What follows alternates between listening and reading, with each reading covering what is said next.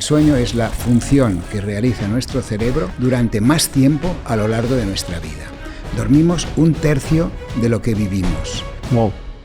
Doctor Edward Estivil, uno de los pediatras neurofisiólogos expertos en sueños más importantes que hay en nuestro país. Con más de 40 años de experiencia y 20 libros publicados, ha ayudado a miles de familias a mejorar su descanso a través de la ciencia. Cristiano Ronaldo duerme 11 horas, Messi duerme 11 horas, Cubarsí, este chaval joven del Barça, duerme 10 horas. Y lo que está demostrado es que la gente que hace ejercicio y no duerme las horas adecuadas tiene entre un 10 y un 20% más de lesiones musculares. El sueño es un taller de reparación. Todo lo que aprendemos durante el día, durante la noche, configuramos la memoria. La causa más importante de dormir mal es... Me encanta la cara que ponéis. ¿Y es bueno dormir con pareja? A ver, ¿qué contestarías tú con todo lo que te he contado? A ver, va, sentido común. A la cama os vais todos con la corteza conectada y no cabemos todos en la cama, con las preocupaciones, todo esto. Por esto hay que desconectar. ¿Y cómo desconectamos? Para empezar a dormir, correcto. ¿Cuál es la posición más sana? Más que saber la óptima, sabemos la menos aconsejable. Vale. ¿Y por qué? Porque está ligado con un tema de la respiración. La siesta, la ideal es que dure. La gente te dice, cuando era joven yo nunca soñaba. Y en cambio, ahora que soy mayor, sueño mucho. No es que sueñe más, es que se despierta más veces. Si te pilla en la fase REM, entonces será cuando recordarás lo que estás soñando. El insomnio es un castigo enorme. La gente que duerme mal sufre, y sufre muchísimo. Y te vienen chavales de 17 años y no se duermen, porque este reloj es tan potente, el reloj biológico, que por más medicación que le metas, no vas a conseguir que se ponga en hora. ¿Y cuál es la solución? Bien, muy bien. A mí algo que me pasa con el estrés es que Ahora me quieres hacer una pregunta personal como si fuera una visita médica. Sí, ahora ya aprovechando pues a ver, ¿le cobramos algo? Hay que cobrarle.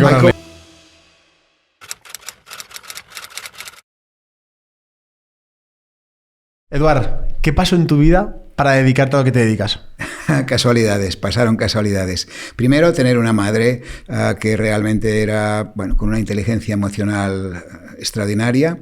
Cuando yo tenía 16 años, mis padres venían de eran muy humildes, trabajaban en una fábrica. Después mi madre, a través de unos cursos que hizo mi padre, pusieron una pequeña óptica y ellos, funcionaban así, trabajaban todos los días de la semana. Yo recuerdo nunca hacer vacaciones, no ir nunca a un restaurante hasta que no tenía 18 años.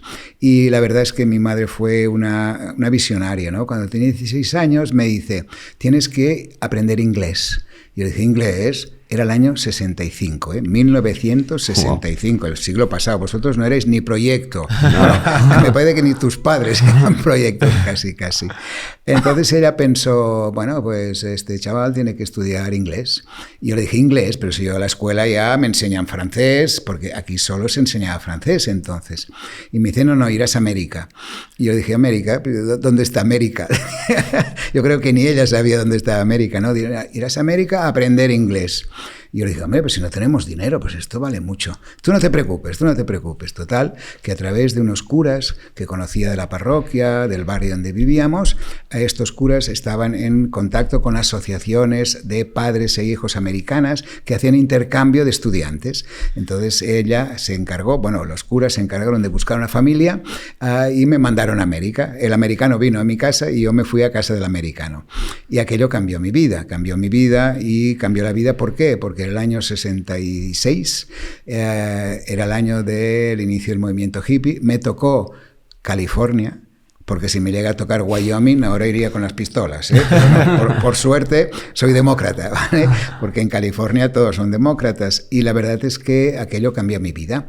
Evidentemente, en aquel momento mi madre me dijo, ni se te ocurra llamar por teléfono si tienes algún problema, porque vale mucho dinero y no tenemos dinero. Tú en todo caso escribe una carta. Y yo al principio se pasa mal, claro. piensa que yo no hablaba ni una sola palabra de inglés, ni una sola palabra de inglés. Con lo cual llego a un lugar que se llama Carlsbad, que después he ido muchas veces porque es mi vida, todavía es mi vida, parte de mi vida. Y todo el mundo hablaba inglés, no había ni tan solo mexicanos en aquel momento, no había todavía emigración, no había. Y yo era el único que hablaba pues algo distinto. Me preguntaban unas cosas. Cuando ya empecé a hablar, me preguntaban si en España íbamos todos vestidos de torero. No te lo pierdas. Yo creo que se piensan eso, Te lo juro, pero son muy cortitos, ¿eh? O sea, a ver, son a mí los americanos de mi época, los aprecio mucho, tengo grandes amigos, claro, yo viví 2 años allí, ¿no? Con lo cual me tuve que integrar, me integré. Y esto que os explica de las cartas, pues yo pensé al principio, es duro esto, no puedo hablar, voy a escribir a mi madre que quiero volver. Entonces pensé, bueno, la carta tardará un mes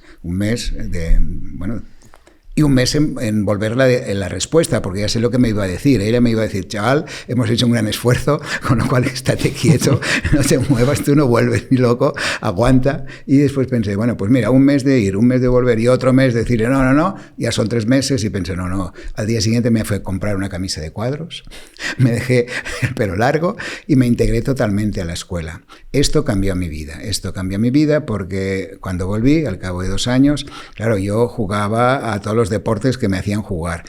Tocaba en la banda de la escuela, vivía como ellos, tenía una novia que era una cheerleader, que todavía ahora tenemos amistad con ella, y me integré totalmente a lo que era la vida americana. Al volver, claro, era algo que yo mismo ni me daba cuenta de lo que había tenido, ¿no? Porque claro, por ejemplo en música, ¿no? Yo allí, aparte de aprender a tocar la guitarra, era el momento en que oía en los festivales locales, venía gente como Bob Dylan, estaba John Baez, estaba Peter, Paul and Mary, había los Byrds, estaban los promotores, los primeros grupos que después salieron, Crosby, Stills and Nash. Claro, yo escuché Monday, que es el Mamas and the Papas, ¿sí? Y yo los vi en directo, esta gente. Pero no te das cuenta cuando estás en aquel entorno, ¿no? Porque es lo habitual, es como si ahora pues estoy con vosotros y dentro de 2 años vosotros sois, pues yo qué sé, mucho más importante. Bueno, sois lo que sois, que ya está muy bien que seáis así de importantes. Claro, pero imagínate que conoces a Freddie Mercury al empezar. Correcto, era lo mismo, sí, además de una forma natural, ¿no? Y es una cosa que vives, ¿no? Entonces, ¿por qué te explicaba esto? Y ahora te piensas que me he perdido. No me he perdido. No, ya sé que no. Estoy en el rollo, ¿eh? No, ¿qué cambió mi vida, ¿no? Y qué fue lo que me dio esta fuerza para emprender cosas nuevas, ¿no? Era el volver aquí, entonces estudiar medicina. Y lo que era impresionante era que al yo hablar inglés como hablo castellano, I can speak English without any problem, with American accent.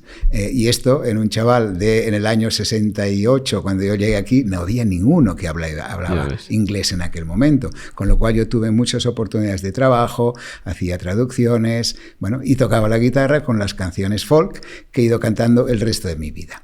Y aquí esto fue el principio de todo. Y tal como te he dicho, son casualidades, ¿no? Casualidad de vivir en esta familia, de tener esta madre, casualidad después de estudiar medicina, porque fíjate, cuando tienes 19 años, que es cuando yo volví, de 17 a 19, cuando yo volví estaba muy enamorado de mi cheerleader, muy enamorado, y lo único que quería es estudiar algo rápido para volverme a Estados Unidos, ¿sí? Y pensé algo rápido y fácil, ¿no? Bueno, escogí medicina, imagínate tú, mi cabeza. Súper rápido. Y fácil, sí, fácil, porque 6 años, bueno. Total, que bueno, la vida sigue, cambia y evidentemente pude ser médico, que fue otra de las casualidades, ¿no? Porque me dirás, y después entrar en el sueño, que fue otra casualidad, ¿no? Porque ¿Cómo entras en el sueño? Por casualidad, otra vez por casualidad. Sí, claro, porque mira, yo hacía la especialidad, yo en medicina, cuando estaba terminando, lo que me gustaba era la neuropediatría. Yo había estado con grupos de Boy Scouts que lo que hacíamos era llevar a chicos con parálisis cerebral, de excursiones, campamentos, hacíamos este tipo de labores, ¿no?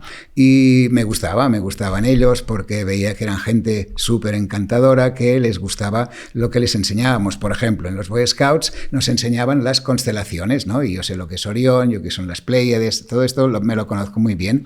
Entonces, a estos chavales les enseñábamos este tipo de cosas, porque no podíamos enseñarles cosas manuales, por ejemplo, no podían hacer nudos, ¿no? Porque tenían este problema motor de los que tienen parálisis cerebral, pero en cambio el coco lo tenían brutal. Entonces, me metí mucho en este mundo, ¿no? Por esto, cuando terminé la carrera, decidí hacer neuropediatría, y la neuropediatría como tal es la especialidad de pediatría y la especialidad de neurofisiología o neurología. En la especialidad de neurofisiología son los que hacemos los electroencefalogramas, ¿eh? Esto lo conocéis bien. Sí.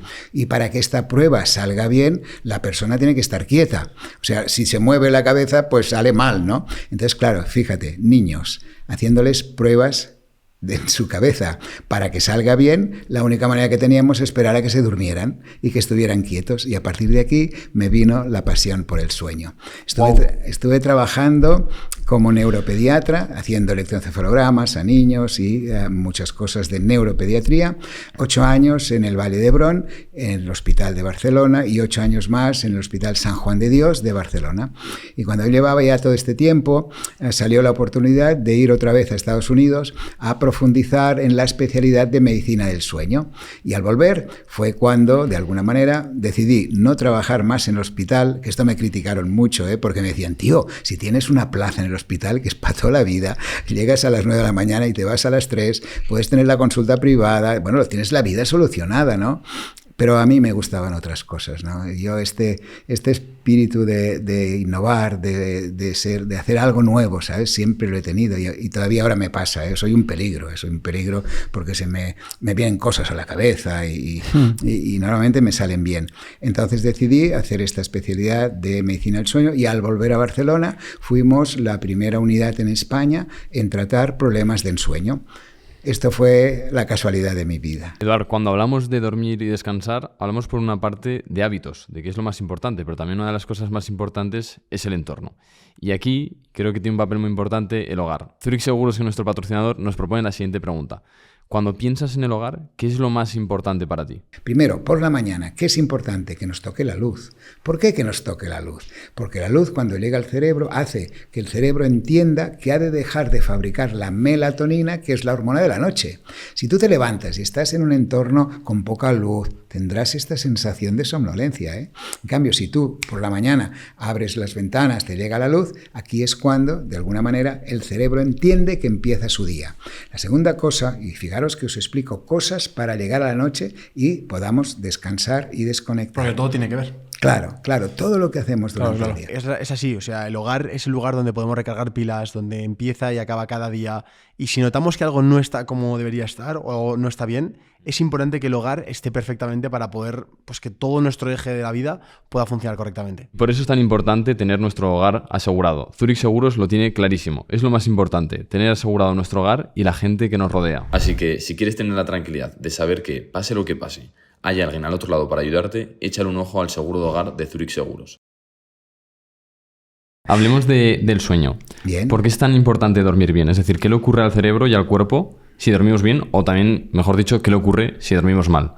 Sí, es fácil entenderlo y vamos a explicar. Primero te tengo que dar las gracias. Os tengo que dar las gracias de verdad por querer hacer este tipo de divulgación. No sabéis cómo nos ayudáis a divulgar. Mira, en Estados Unidos, cuando yo me formé en Detroit, en el hospital Henry Ford, allí lo que nos enseñaron básicamente era la parte científica, pero también a comunicar.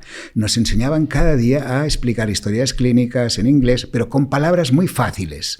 Es decir, nos decían, olvidaros de todas las palabras que os han enseñado en la carrera de medicina. Si tú tienes que explicar, por ejemplo, una persona que se ahoga, que tiene una apnea, es decir, hace esto, yo si digo solamente esto es una apnea, la gente ahora sí que lo sabe, pero cuando yo empecé no lo sabía nadie. Entonces yo decía, cuando hacemos esto es un ahogo, y este ahogo se llama apnea. Ahora todo el mundo sabe lo que es una apnea. Con lo cual, aquí viene otra vez este agradecimiento, porque hacéis una labor buenísima para enseñar lo que es la función más importante, que es el dormir. El sueño es un taller de reparaciones, para decirlo sencillo, ¿eh? Es decir, ¿qué pasa mientras dormimos? Mientras dormimos reparamos todo lo que hemos gastado durante el día. no solamente reparamos la parte física, sino también la parte mental. Por ejemplo, todo lo que aprendemos durante el día, durante la noche configuramos la memoria. Y la persona que duerme bien, las cosas que ha aprendido durante el día las recuerda mucho mejor. En castellano hay una frase que es: el saber popular es increíble, ¿eh? O sea, lo inteligente que es. La frase dice: lección dormida, lección sabida. ¿Sí? ¿Qué quiere decir esto? ¿Por qué te dicen esto las abuelas? Bueno, pues porque saben que si estás aprendiendo algo y duermes bien, al día siguiente te acordarás mejor de todo.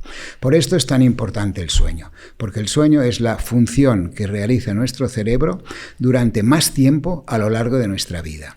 Dormimos 1/3 de lo que vivimos. Wow. Por ejemplo, si una persona vive hasta los 90 años, habrá dormido 30 años de su vida.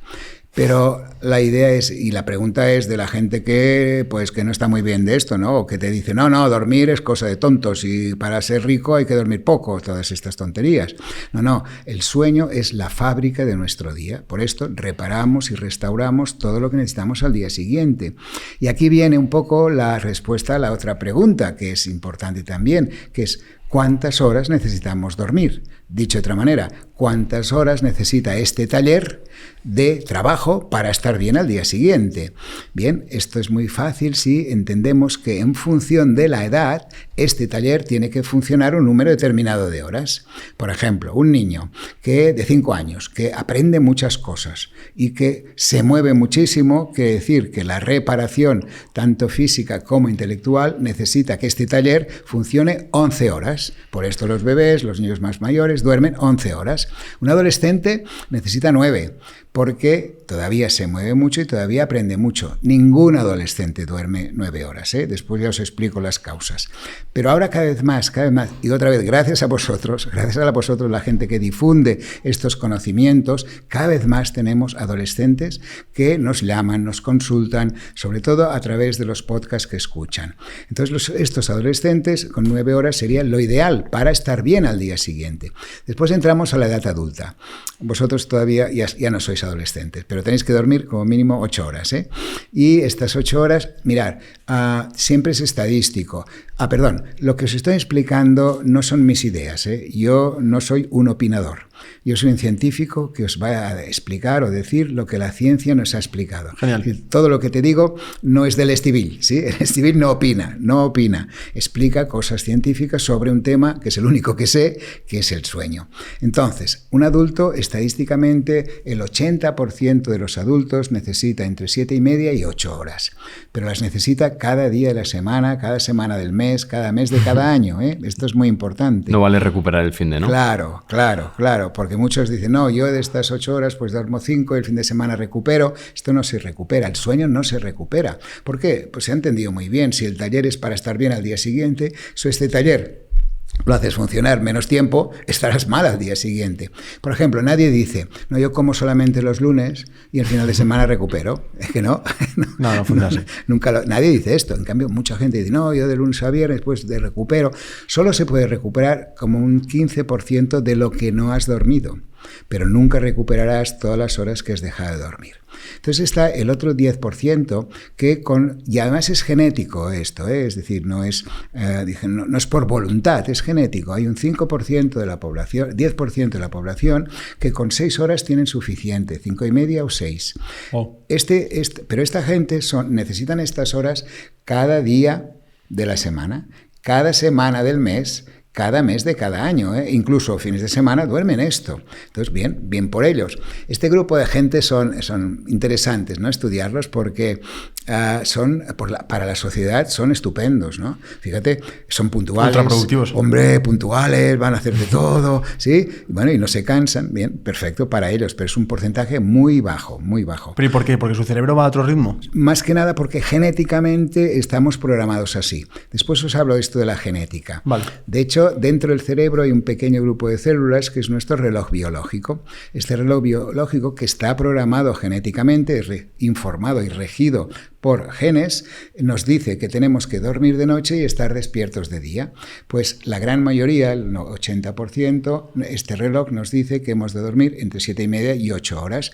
Este mismo reloj, hay este otro grupo pequeñito que es el de 5 o 6, y después este mismo reloj en algunas personas, el otro 10%, que son los que están mal vistos por la sociedad, son los que necesitan 9 o 10 cada día. Y no es una patología, necesitan 9 o 10 cada día para estar bien al día siguiente. Claro, estos están muy mal vistos, ¿no? Porque llegan tarde siempre al trabajo, siempre van allí arrastrándose. Bueno, pero esta es la realidad. Y el último grupo, que es los adultos mayores, que esto es muy importante también, es un grupo de edad que sucede algo muy interesante. Mirad, cuando sois jóvenes como vosotros, ahora me diréis, yo tengo mucho sueño y pocas horas para dormir, ¿correcto?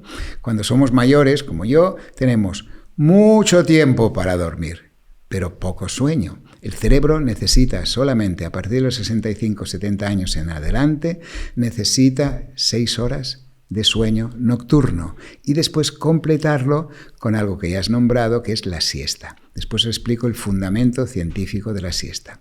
Este grupo de personas mayores es muy importante explicarles esto, porque todo esto que os cuento son cosas muy novedosas. Fijaros, la medicina del sueño es una especialidad muy nueva, que continuamente vamos aprendiendo cosas, ¿no? Y por esto podemos dar normas a las personas. En el grupo de la gente mayor sabemos que con estas 6 horas son suficientes, ¿no? Y que no necesitan, y aquí está el grave problema, pastillas para dormir. Claro, mirad, os explico una visita que tuve hace poco con una abuela genial, una abuela de 73 años que vino a la consulta y me dice, mira, vengo porque mi hija me ha dicho que me des una pastilla para dormir. ¿Sí? Entonces yo le digo, bueno, hacemos una historia clínica, como es siempre, y a ver qué pasa, ¿no? Dice, a mí no me pasa nada. La abuela es súper decidida, lista como el hambre. Y me dice, no, yo vivo en casa, vivo en el piso de mi hija, que ella tiene 2 niños y bueno, vivimos ella, aquel que vive con su hija, imaginaros la relación de la suegra con el yerno, aquel que vive con su hija, pero nos llevamos muy bien, muy bien. Entonces a mí lo que me pasa es que yo a las 4 de la madrugada me despierto y entonces voy a la cocina, cojo un poquito de leche, le pongo una cucharadita de Colacao, Eco, cualquier cosa de estas, y claro, la leche está fría porque está en la nevera y la pongo en el microondas. Fíjate, me dije que mi piso es un piso de 80 metros cuadrados, cada uno tiene su habitación, todo muy bien, pero claro, 80 metros cuadrados, la cocina, 4 de la madrugada y el microondas, se ve que despierto a toda la familia. Después de esto me tomo la leche, voy al baño, hago un pipí, vuelvo a dormir, entonces tengo este duerme vela que me viene los ensueños y a veces no, pero descanso y a las 6:30, 7 de la mañana me levanto. Entonces espero que la familia se levante, les preparo el desayuno y después de que ellos se van al trabajo voy a comprar, tengo una vida completamente normal, hago la comida y mi hija viene a comer a casa. Entonces, claro, siempre viene hacia la 1:30, que es la hora que comemos, pero justo antes me siento, porque ya he terminado mi trabajo, ya está la comida preparada, el almuerzo preparado, y me siento. Entonces se me cierran los ojitos, y me quedo medio dormida. Entonces viene mi hija y me ve así y me dice, mamá, no te duermas, que si no después a las 4 de la madrugada estás dando vueltas por la casa. Yo me despierto, comemos justos, ayudo a la mesa, todo, los platos, y después de comer otra vez lo mismo. Me pongo delante del televisor y me vuelve otra vez esta pequeña somnolencia, y aquí sí que mi hija me dice, mamá, no te duermas, vete a la calle, vete a pasear, haz lo que quieras. Yo, obediente, me voy a la calle, tengo amigas, hago muchas cosas, y después hacia las 7 vuelvo a casa, preparo la cena, cenamos todos juntos a las 8:30 más o menos, y eso sí, después de cenar, que serán alrededor de las 9, 9:30, cuando nos sentamos a ver algo en televisión, y sobre todo con aquel que, cuando coge el mando, aquel que vive con mi hija y empieza a cambiar de canal, me entra un sopor y una somnolencia y, bueno, me quedo medio dormida delante del televisor. Y entonces él es el que me grita, mamá, no te duermas, que si no después a las 4 de la madrugada estás dando vueltas por la casa. Y yo contesto, no, si lo oigo todo. Y es verdad, la abuela lo oye todo, porque el sueño es muy superficial, y es un duerme vela, que tú oyes el ruido de la tele y mientras tanto haces un pequeño sueño. Total que la abuela, muy, muy disciplinada, muy buena persona, muy inteligente, va y se va a dormir. 10 de la noche. ¿Y qué pasa? Que está despierta con los ojos como platos. No, se duerme rápidamente, vale. porque es lo normal para ella. Pero a las 4 de la madrugada vuelve a despertarse, vuelve a la cocina, un vasito de leche, lógico. Fijaros, de 10 de la noche a 4 de la madrugada, ¿cuántas horas son? Son 6. Muy bien. ¿Cuántos he dicho que tenía que dormir? Lo que necesita. Claro. Perfecto. ¿Y qué hacía durante el día? 2, 3 pequeñas siestas, que es lo normal para una persona de esta edad. Microsiestas, ¿no? Claro, claro. Entonces le dije, mire, que venga la hija, que la pastilla se la daremos a la hija. Esto no lo hice, pero lo pensé. No, hicimos venir a la hija y le explicamos, mire, la mamá no le pasa nada, es muy normal, no necesita pastillas para dormir. Lo que necesita es que le deje dormir estas pequeñas siestas durante el día, que nunca serán muy superiores a los 10, 15 minutos, como mucho, que está en este duerme vela, que es un sueño superficial y que es muy reparador para ella, con lo cual por la noche, si se queda dormida frente al televisor, déjela, que se quede allí con ustedes, con vosotros, y que se vaya a dormir a las 11, 11 y media, con lo cual se despertará 8 horas después, que será una hora mucho más normal para la vida cotidiana de las personas.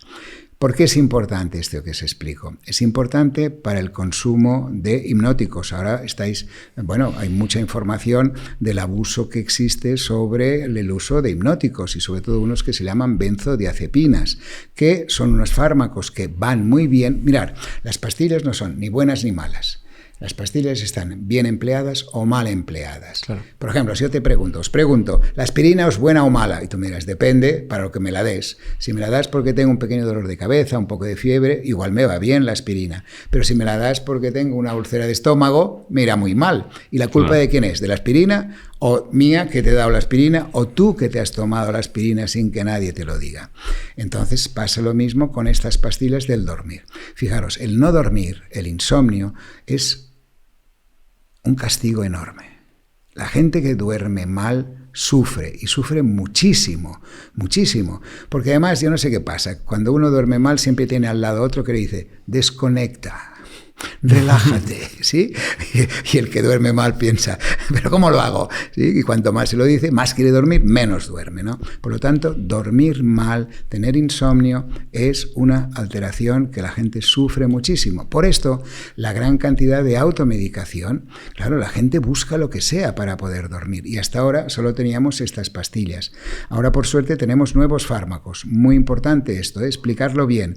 Estos, los clásicos, que han ido muy bien, han salvado muchas vidas. Hay muchas alteraciones que con estos fármacos han conseguido que la gente supere situaciones muy importantes. Por ejemplo, todo lo que son crisis de ansiedad por cualquier trauma, por cualquier cosa grave, enfermedades psiquiátricas, cosas que realmente con esta medicación funcionan muy bien, pero tienen que ser recetadas por el médico y controladas por el psiquiatra o el médico que sabe de esto. Entonces, las otras que tenemos hoy en día vienen de otro campo muy distinto. Es decir, las benzodiazepinas vienen de unos neurotransmisores, es decir, unas sustancias cerebrales que nos hacen dormir o que nos ayudan a dormir, y estas nuevas también vienen de otras sustancias, pero que tienen la gran cualidad de no crear dependencia, ni adicción, ni tolerancia, que son lo negativo de los otros fármacos. Claro, ¿y por qué conseguimos o por qué explicamos esto tanto a la gente mayor, ¿no? Porque mirar, entre las consecuencias importantes que hay cuando una persona mayor toma una pastilla para dormir, sobre todo las benzodiazepinas, claro, fíjate, una pastilla para dormir, ¿qué nos hace hacer? Dormir. Por esto se llama pastilla para dormir. Un abuelo, 77 años, que está bien, fenomenal, pero que tiene un problema pequeño de próstata, que se tiene que levantar, por ejemplo, a las 3 horas de haber dormido. Si se ha tomado su pastilla para dormir, se despertará para ir al baño. ¿Pero qué le pasará? Estará bajo los efectos de la pastilla para dormir, con lo cual el pobre se puede caer. Fijaros, las fracturas de cuello de fémur en la gente mayor son mucho, mucho más frecuentes en la gente mayor que toma pastillas para dormir. Hostia, claro, tiene mucho sentido. Me encanta la cara que ponéis. Hay tantos temas que has abierto que no sé ni por dónde empezar. Venga. Me gustaría empezar creo que deberíamos entender qué es lo que sucede en nuestro cerebro cuando estamos en ese proceso de dormir, porque luego vienen muchas preguntas que tengo que hacerte sobre amigos que tenemos que tienen un sueño muy ligero y que mira que están cansados, que hacen un montón de deporte, que están cansados y quieren dormir de verdad, pero luego no pueden dormir. Correcto. Entonces, para poder entender su situación o entender que una señora mayor duerme 6 horas y nosotros dormimos 8:30 o una persona duerme 10 y otro 6, ¿qué sucede a nivel común en todo el mundo cuando duerme? ¿Qué es lo que está sucediendo en el cuerpo? Que cada uno tiene un proceso distinto. Correcto. Mira, cuando iniciamos el sueño, y es fácil explicarlo de una forma que lo entienda todo el mundo. Vale. Cuando iniciamos el sueño, entramos en lo que llamamos un sueño superficial. Lo sabemos porque cuando colocamos los pequeños electrodos, que son micrófonos, vemos que las ondas cerebrales pasan de las ondas de vigilia, que son unas ondas muy rápidas, ahora tenemos unas ondas muy rápidas en la cabeza, pasan a unas ondas un poco más lentas. Esto es la primera fase del sueño, lo que llamamos la entrada en sueño. Este peldaño, porque es como bajar los peldaños de una escalera, dormir. Este primer peldaño le llamamos sueño superficial y dura aproximadamente 15-20 minutos. Atención, que esto me lo tenéis que preguntar para la siesta, porque la siesta dura, la ideal es que dure lo que dura el sueño superficial. Vale. Después de este sueño superficial, las ondas empiezan a ser mucho más lentas, la respiración empieza a ser también mucho más rítmica, el corazón va enlenteciéndose, se segregan una serie de sustancias en el cerebro, que por ejemplo una de ellas es la hormona del crecimiento, porque caemos en el sueño profundo. Este sueño profundo es el sueño plácido, que tú ves la gente respirar tranquilamente. Este suele durar 1 hora y media, más o menos. Que para entender esto, Eduard, esa hormona del crecimiento es lo que se puede explicar como que tú puedes ir al gimnasio, te revientas a entrenar, pero tú ahí no estás ganando músculo cuando duermes y sucede justo esto, ¿no? Correcto, Vale, muy bien, exacto, es así, porque precisamente en este peldaño del sueño profundo segregamos la hormona del crecimiento, pero es que hacemos muchas más cosas dentro de nuestro metabolismo, por ejemplo, todo lo que es la reparación de la microbiota, que es todos estos bichos que tenemos dentro, que son tan importantes para después estar bien, pero no solamente esto, por ejemplo, la hormona del crecimiento también tiene una función muy importante en nuestra piel. Todo lo que es la regeneración tisular, la regeneración del tejido, se hace mientras dormimos. Por esto la gente que duerme mal hace ojeras. ¿Lo habéis visto? Vale. ¿Sí? Y te dicen que duermes mal, que tienes ojeras, y es porque no han entrado en este sueño profundo.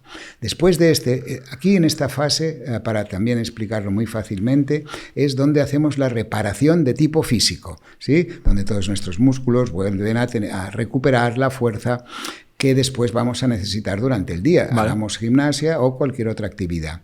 Y después entramos en el tercer peldaño, que es muy más profundo aún. No es más profundo, es distinto en sus características, okay, incluso con las ondas del cerebro.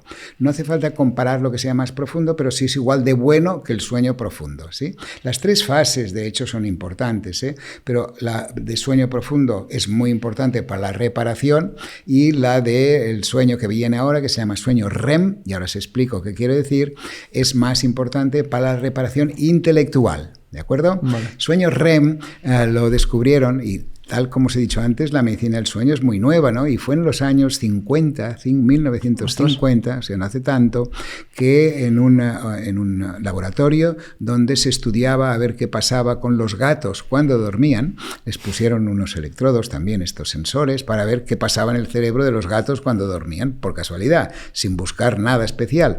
Y eran 2, uno que se llama Nathaniel Kleitman, que yo conocí, imagínate si soy viejo, bueno, él era muy joven cuando descubrió esto.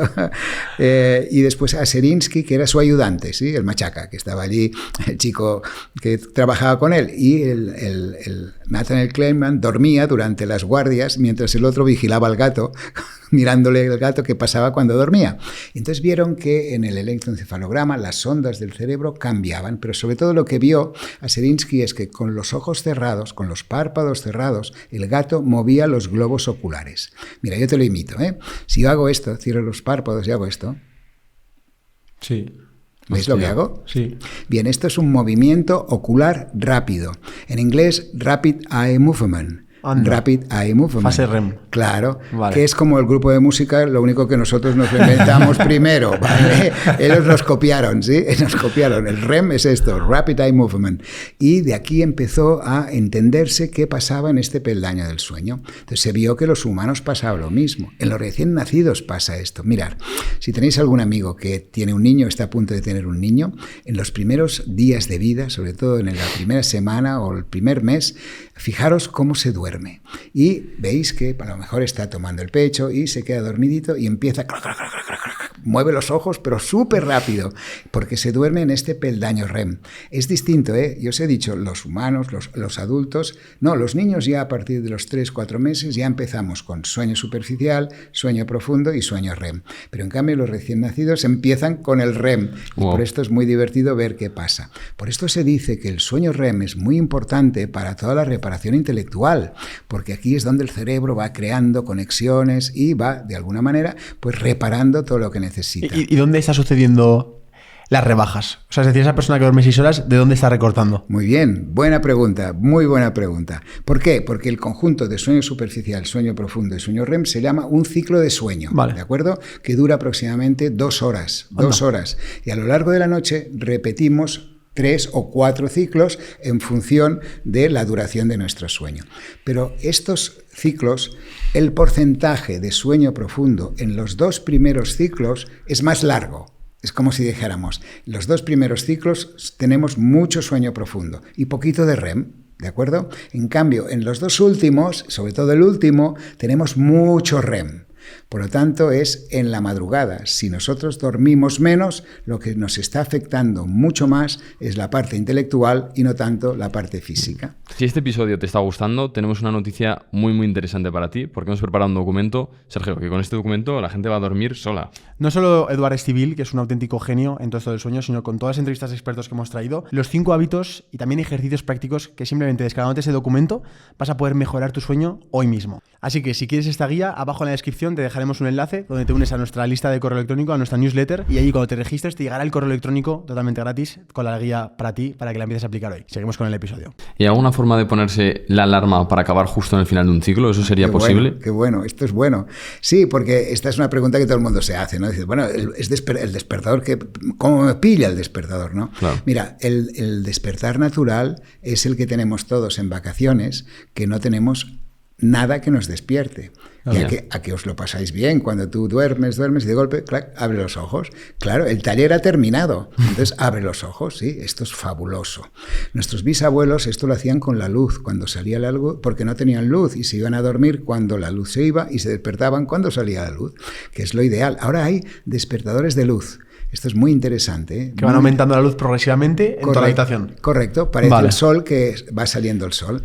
Y es interesante porque esto es muy nuevo, ¿no? Y nosotros lo explicamos y lo recomendamos, porque tú pones, por ejemplo, 20 minutos para que la luz progresivamente vaya saliendo, como sale el sol, hasta que al final te brilla, pero fuerte a tu lado y te despiertas seguro. Pero las casas comerciales, para asegurarse y vender más, ponen unos pajaritos al final por si te quedas dormido. La gente dice, oh, no, a mí no me despierta la luz. No, sí, a todo el mundo les despierta. Pero este es el mejor despertar. Claro, ¿qué pasa? Como todos vamos cortos de sueño y muy pocos dormimos lo que necesitamos dormir. Claro, tú lo has dicho muy bien. Si te pilla este despertador, este móvil, te pilla en el sueño profundo, te despiertas con una sensación horrible. Claro. Que tienes ganas de mucha pereza, mucha dificultad para despertarte. Si te pilla en la fase REM, entonces será cuando recordarás lo que estás soñando. Porque los ensueños se producen en la fase REM. Por esto, la gente, esto es interesante también, para recordar un ensueño necesitas despertarte. Claro, en los otros peldaños del sueño, en las primeras horas, si no nos despertamos, no recordamos que hemos soñado. En cambio, solo nos recordamos el ensueño si nos despertamos en una fase REM a última hora de la noche. ¿Correcto? Entonces lo que pasa es que la gente te dice, cuando era joven yo nunca soñaba y en cambio ahora que soy mayor sueño mucho y no es que sueñe más, es que se despierta más veces porque la gente mayor, y tú me has preguntado también con buen criterio, porque hay gente que tiene un sueño más superficial, que duerme y no descansa, por esto mismo, porque no baja los peldaños, porque ocurre otra cosa muy importante, que en este sueño, en todos los peldaños, todo lo que vivimos durante el día, todas las emociones, todas las vivencias, todo el trabajo, todos los pensamientos, nos los llevamos a la cama. Y en la cama no cabemos todos, ¿eh? Porque hacemos miles de cosas y cuanto más vamos adelante en la vida del ser humano, yo creo que peor llevamos los días, Sobre todo porque la causa más importante de dormir mal es cómo llegamos al final del día. Fijaros, el sueño empieza cuando abrimos los ojos, ¿sí? A primera hora del día, todas las actividades que hacemos durante el día nos van a influenciar en el momento de dormir. Y si no somos capaces de desconectar antes de acostarnos, que esto es muy fácil de decir y muy difícil de hacer, pues entonces es cuando empezamos a dormir mal. Pero estaba bien la pregunta para saber que precisamente cuando uno duerme poco, donde más le afecta es en la reparación de tipo intelectual. Concentración, rendimiento, memoria, todo esto es básico. Y aquí llega ya la salud mental. Esta gente empieza a estar irritable, deprimida. Todo esto es por culpa de no dormir bien. ¿Cuál es el problema que estás viendo más frecuente, sobre todo en adolescentes? Porque se habla cada vez más de que a los adolescentes les cuesta dormir bien. ¿Cuál es el problema más típico que estás viendo en consulta? Es un tema muy interesante lo de los adolescentes, porque como siempre en medicina del sueño siempre ha sido muy machista, la medicina del sueño, como todo.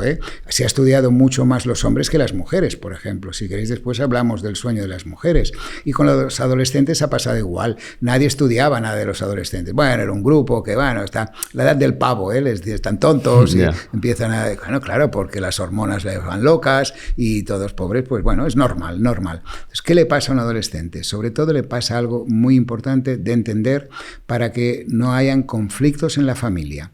Mirad, os he explicado que dentro del cerebro hay un pequeño grupo de células que es nuestro reloj biológico. Este reloj biológico está programado para dormir de noche y estar despierto de día. Por esto los humanos somos nocturnos para dormir y diurnos para estar despiertos. ¿Todos los humanos? Todos. No hay humano que no sea así, porque es genéticamente determinado. Vale. Si fuéramos ratones, estaríamos condicionados genéticamente para estar despiertos de noche y dormir de día.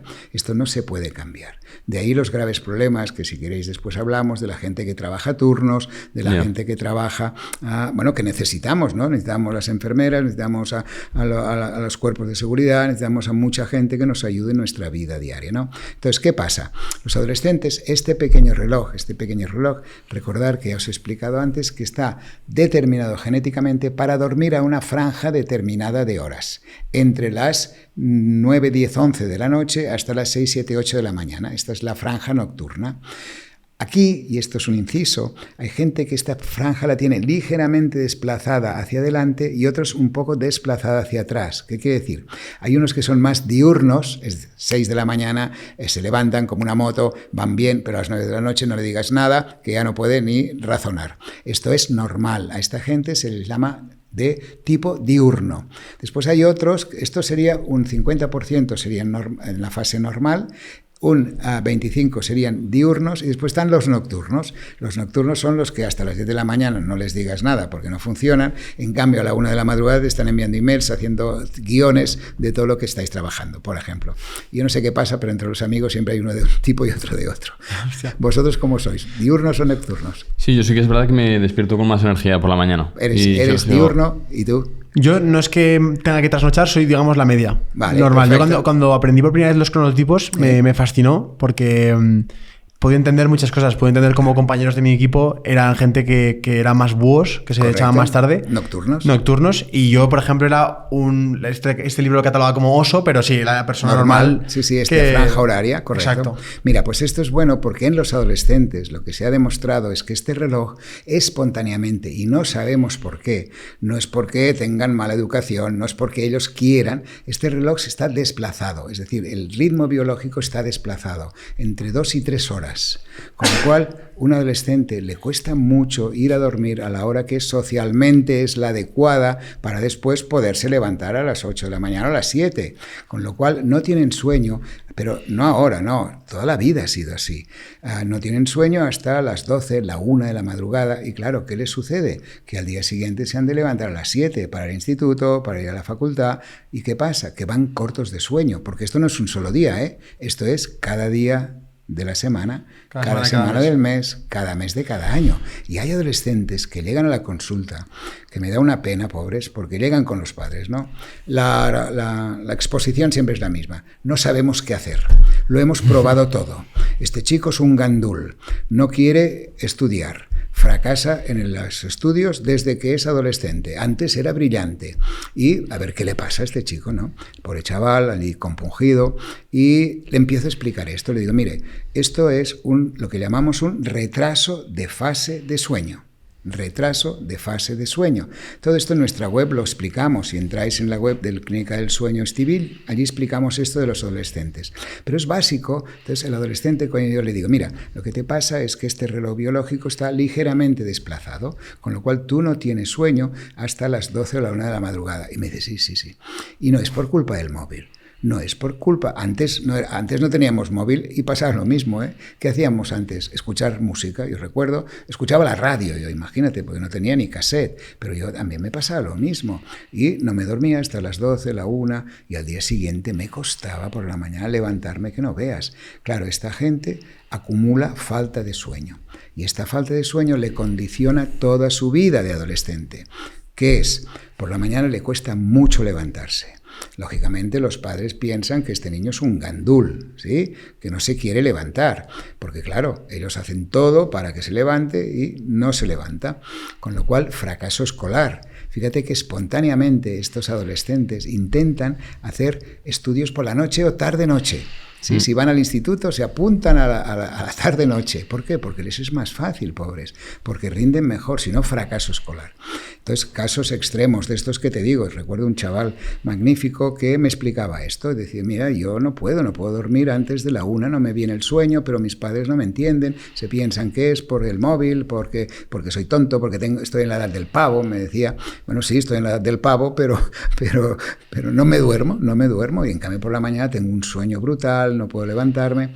¿Qué pasó con esta gente? Mira, claro, los padres preocupados no saben esto tampoco, ¿no? El chaval no lo sabía tampoco, desconocía esta situación, que es una situación normal para ellos, ¿no?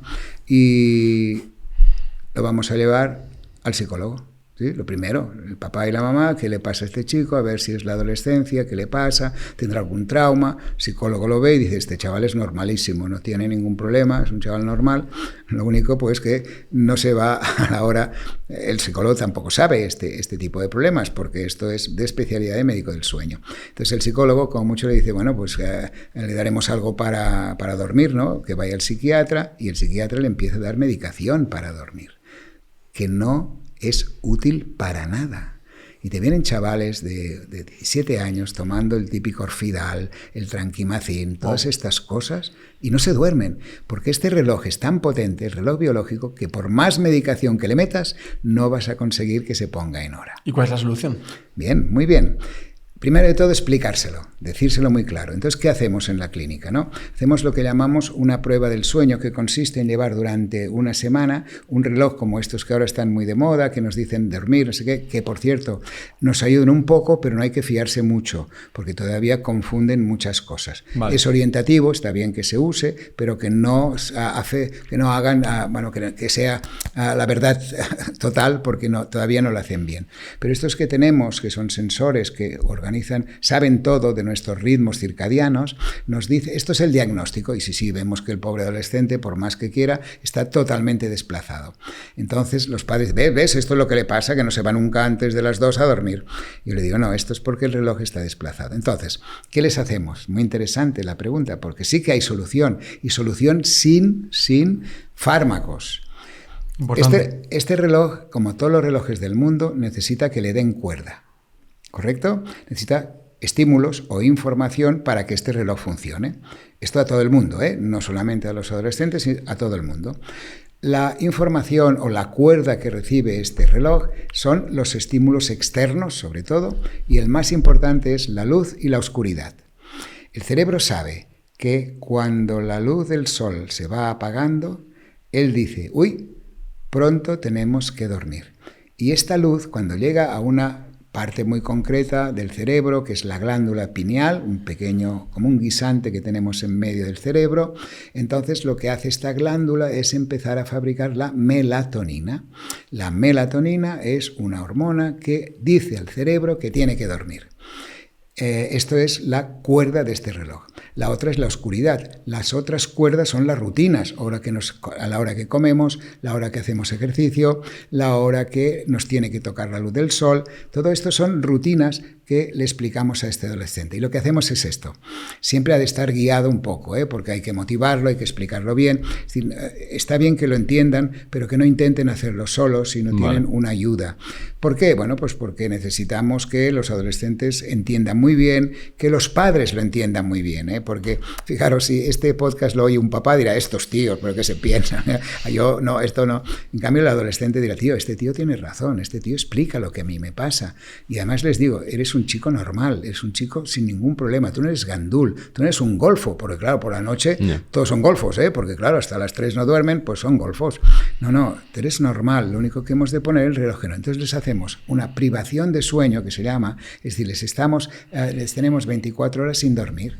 Claro, es como si, mira qué sencillo, qué lógico es. Si tú no comes, no tienes hambre, no comes, yo te digo, estarás 2 días sin comer.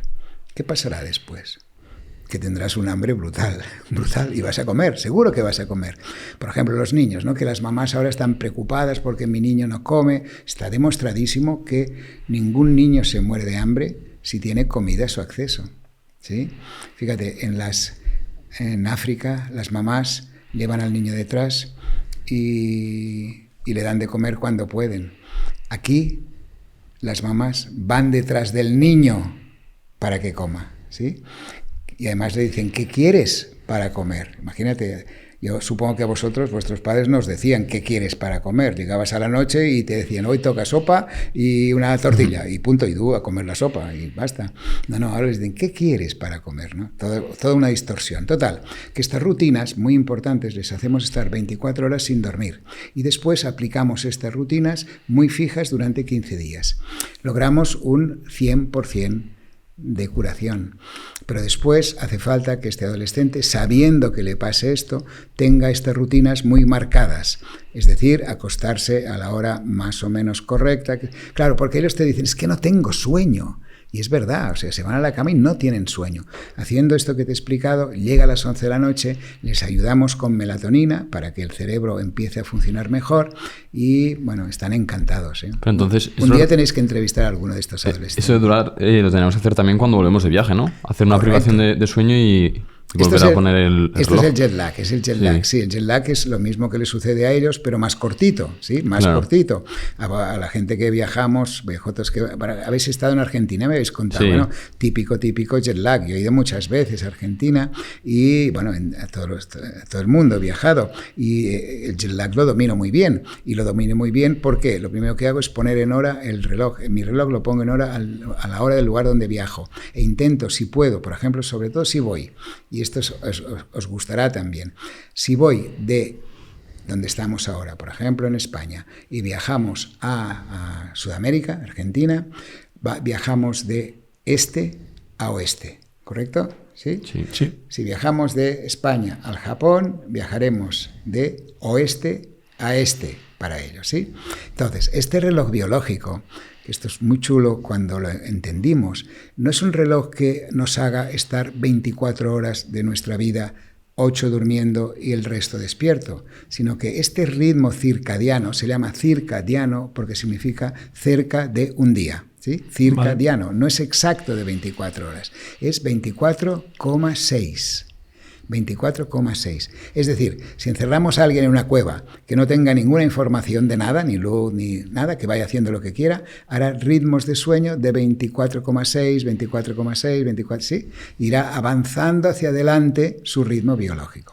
Por lo tanto, el jet lag, si... Una pregunta, pero eso que acaba de decir es una locura porque quiere decir que si no tiene noción de que cuándo pasa el día y cuándo se hace de noche, en cuestión de 30 días percibirán menos días. Claro, y va cambiando y es muy, es muy interesante cuando tenemos esta gente en las cuevas encerrado para estudiarles, vemos que van avanzando, hasta que se vuelven a poner a la hora normal. Y entonces siguen otra vez, sí, claro, es que vivir... Y perciben a lo mejor que han pasado 40 días de verdad y a lo mejor ellos sienten que han pasado 20. Correcto. O 25. No tienen ni idea de lo que pasa, ni idea. Es curioso, ¿no? Es curioso, sí. Porque, pero esto fue la manera de estudiar este reloj biológico. Claro. Pero ¿por qué es importante entender que es 24,6? Porque nos sucede, y esto es clarísimo, nos vamos, por ejemplo, en verano. Todo el mundo le es más fácil acostarse un poco más tarde y levantarse un poco más tarde. Nadie se va a dormir antes en verano, ¿no? Es fácil, pues, salir, tomar una copa, estar con los amigos, ¿sí? Y siempre hacia adelante. Es decir, teniendo un día de 24,6 o más. Nos es muy fácil un día, por ejemplo, ir a cenar con los amigos, acostarnos a las 2 de la madrugada y habremos hecho un día de 30 horas. Hemos sumado 6 horas a nuestro día. Claro. Si viajamos de aquí a Nueva York, que son 6 horas, lo que haremos es tolerar mucho mejor cuando hagamos este jet lag desde el este, que somos nosotros, hacia el oeste. Vosotros, al ir a Argentina, tuvisteis mucho menos jet lag a la ida que a la vuelta. Sí. ¿Y por qué? Bueno, por esto mismo que os explico. A la ida añadí 6 horas, 8 eran, no, 6 también, o 4 o 5. No, son 5 o 6 horas. 5 o 6 horas, ahora sí. Añadimos 5 o 6 horas a nuestro día. En cambio, cuando volvemos, acortamos 5 o 6 horas de nuestro día. Con lo cual a un cerebro le es muy fácil irse a dormir un día a las 3, pero le es muy difícil irse a dormir un día a las 7 de la tarde. Claro. ¿Sí? Por esto el jet lag es distinto si vamos hacia el este o hacia el oeste. Esto es muy importante. Fijar, hacemos muchos trabajos en la clínica sobre deportistas. Estamos estudiando y ayudando a muchos deportistas de élite, a controlar sus ritmos biológicos y a controlar sus horarios. Carla Estibil, que es mi hija, que controla todo este tema de la cronobiología y dirige las clínicas del sueño, está trabajando con la selección española de hockey sobre hierba, que fue primero a Japón y después ahora en París, y les preparó todo el ritmo de sueño que tenían que seguir cada una de las participantes. Y fíjate que por esto es tan interesante saber lo del cronotipo, es decir, si eran nocturnas o diurnas, porque es completamente distinto. Mira, un atleta que participa en una prueba, sobre todo si es individual, es más complejo todavía en grupo, ¿no? Pero si es individual, si sabemos si es matutino o vespertino, le podemos aconsejar en qué momento es mejor su entrenamiento para que el día que tenga que competir se asemeje más al entrenamiento que hace aquí y el máximo y óptimo resultado. ¿Sí? ¿Me he explicado? Es un poco lioso. Esto, anecdóticamente, creo esto, no sé si esto es una mentira que me contaron, pero tiene bastante sentido. Floyd Mayweather, cuando tenía un combate a lo mejor en otra zona era completamente distinta, entrenaba de noche o entrenaba a las 3 de la mañana o 4 de la mañana para adaptarse a cuándo va a ser el horario del combate. Correcto, y esto es totalmente científico. Esto no es un bulo, esto es verdad, verdad. Y él supongo, no sé si sabía lo de los ritmos biológicos. Supongo que se lo habrán dicho al entrenador. Claro, pero seguro que era la parte más, dijéramos, intuitiva, ¿no? Claro. Porque este tío decía, oye, estoy mal si así. Mira, de hecho, había un jugador del Girona, que ahora ya se ha retirado, que se llamaba Alex Granell, que era un jugador, era el líder del equipo, es el que subió el equipo de segunda a primera, y era un tipo magnífico. Y nos vino a ver, porque había escuchado esto de los ritmos biológicos y me dice, a mí me preocupa porque yo normalmente tiro los penaltis y las faltas y depende de la hora que las tiro me salen mejor o me salen peor. Wow. Sí. Él había observado que en función de la hora en que jugaba le salían mejor o le salían peor. Entonces dijo, ¿por qué me pasa esto, no? Entonces le estudiamos los ritmos circadianos. Alex era tremendamente matutino. Alex a las 6 de la mañana estaba entrenando, corriendo, a las 9 de la noche no servía para nada. Entonces cuando jugaba un partido a la 1 del mediodía o a las 4 de la tarde o a las 5, genial. Cuando jugaba a partir de las 7 de la tarde en adelante era cuando fallaba más los penaltis. Entonces, ¿qué hicimos? Se pueden modificar estos ritmos. Tenemos una cosa que después también os contaré más, que son unas gafas de fototerapia. Son unas pequeñas gafas que emiten luz que vienen sobre todo de las universidades de los países nórdicos. Ya os explicaré después por qué, porque es súper interesante. Entonces, ponemos estas gafas que simulan la luz del sol. Entonces, a Alex le hacíamos hacer una siesta larga, la única Las siestas han de ser cortas, pero a él le hacíamos una siesta de un ciclo entero, casi 2 horas, y después cuando se levantaba le poníamos las gafas, que eran, esto cuando tenía que jugar por la tarde, a la tarde-noche. Se hacía la siesta entre las 5 y las 7, por ejemplo, a las 7 le metíamos las gafas, y entonces él, claro, su cerebro decía, jolín, esto es la mañana, ¿no? Es el día, y volvía a coger la energía y empezó a tirar genial los penaltis. ¡Ostras! Podemos modificar los ritmos circadianos, y ahora estamos, y esto también es muy interesante, todo este tema nos abre unas oportunidades brutales de cosas magníficas que podemos ayudar. Ahora estamos ayudando en nuestra fundación, Carla concretamente hace este trabajo y está ayudando a 2 deportistas paralímpicos. Uno es un tenista, Dani, que tiene un podcast también, y que este chaval es el número 7 del mundo de tenis sobre silla de ruedas. Dani Caber, y él, bueno, nos vino también para que le ayudáramos a sus ritmos biológicos. Y el otro es un chaval de 18 años que es palista, tiene un tumor, tuvieron que amputarle una pierna, pero él era muy deportista, era muy pequeño, con 7 años le amputaron, pero siempre ha hecho mucho deporte. Entonces, claro, él hace remo, claro, el único deporte que el tío está cachas, bueno, está haciendo marcas, ya pronto será el campeón de España, pronto será el campeón de Europa, y está, bueno, él mismo lo dice, ¿no? Yo voy a ser medalla de oro en Los Ángeles, seguro, igual que Dani, ¿no? Entonces a esta gente les estamos ayudando precisamente porque, entendiendo los ritmos circadianos, si es más matutino, le decimos esto que tú has dicho. Tú entrena a tal hora para que simules en el momento de las medallas en Los Ángeles a qué hora te tocará. Esto teóricamente está bien, pero a veces es muy difícil porque, por ejemplo, cuando es un grupo, ¿no? En la selección de hockey sobre hierba, claro, los horarios les cambian mucho en función de si se clasifican o no, porque son mogollón de participantes. Pero claro, si tenemos la suerte de que sea alguien fijo en sus horarios, podemos manipular o ayudar a que su entrenamiento sea a la hora que después tendrán el mejor rendimiento. Eduardo, nos habla un montón de hábitos y aún quedan más por hablar, pero quería preguntarte sobre el hogar, sobre el entorno en el que estamos durmiendo. ¿Qué hábitos o qué consejos o qué prácticas podríamos hacer para que nuestro hogar estuviese perfecto para dormir? Mira, el sueño es una actividad que necesita de unas rutinas previas para ir a dormir. Mejor dicho, el concepto básico es que el sueño no viene de golpe. Ahora, hoy en día, pensamos que por la mañana hacemos muchas cosas, al mediodía hacemos muchas cosas, por la noche hacemos muchas cosas, programamos, llega la noche, la hora de dormir, miramos una serie, pero siempre muy activados, y nos vamos a la cama y brazos cruzados, esperando que el dios Morfeo venga y nos abrace, cosa que no viene porque el dios este no existe. El sueño no viene de golpe.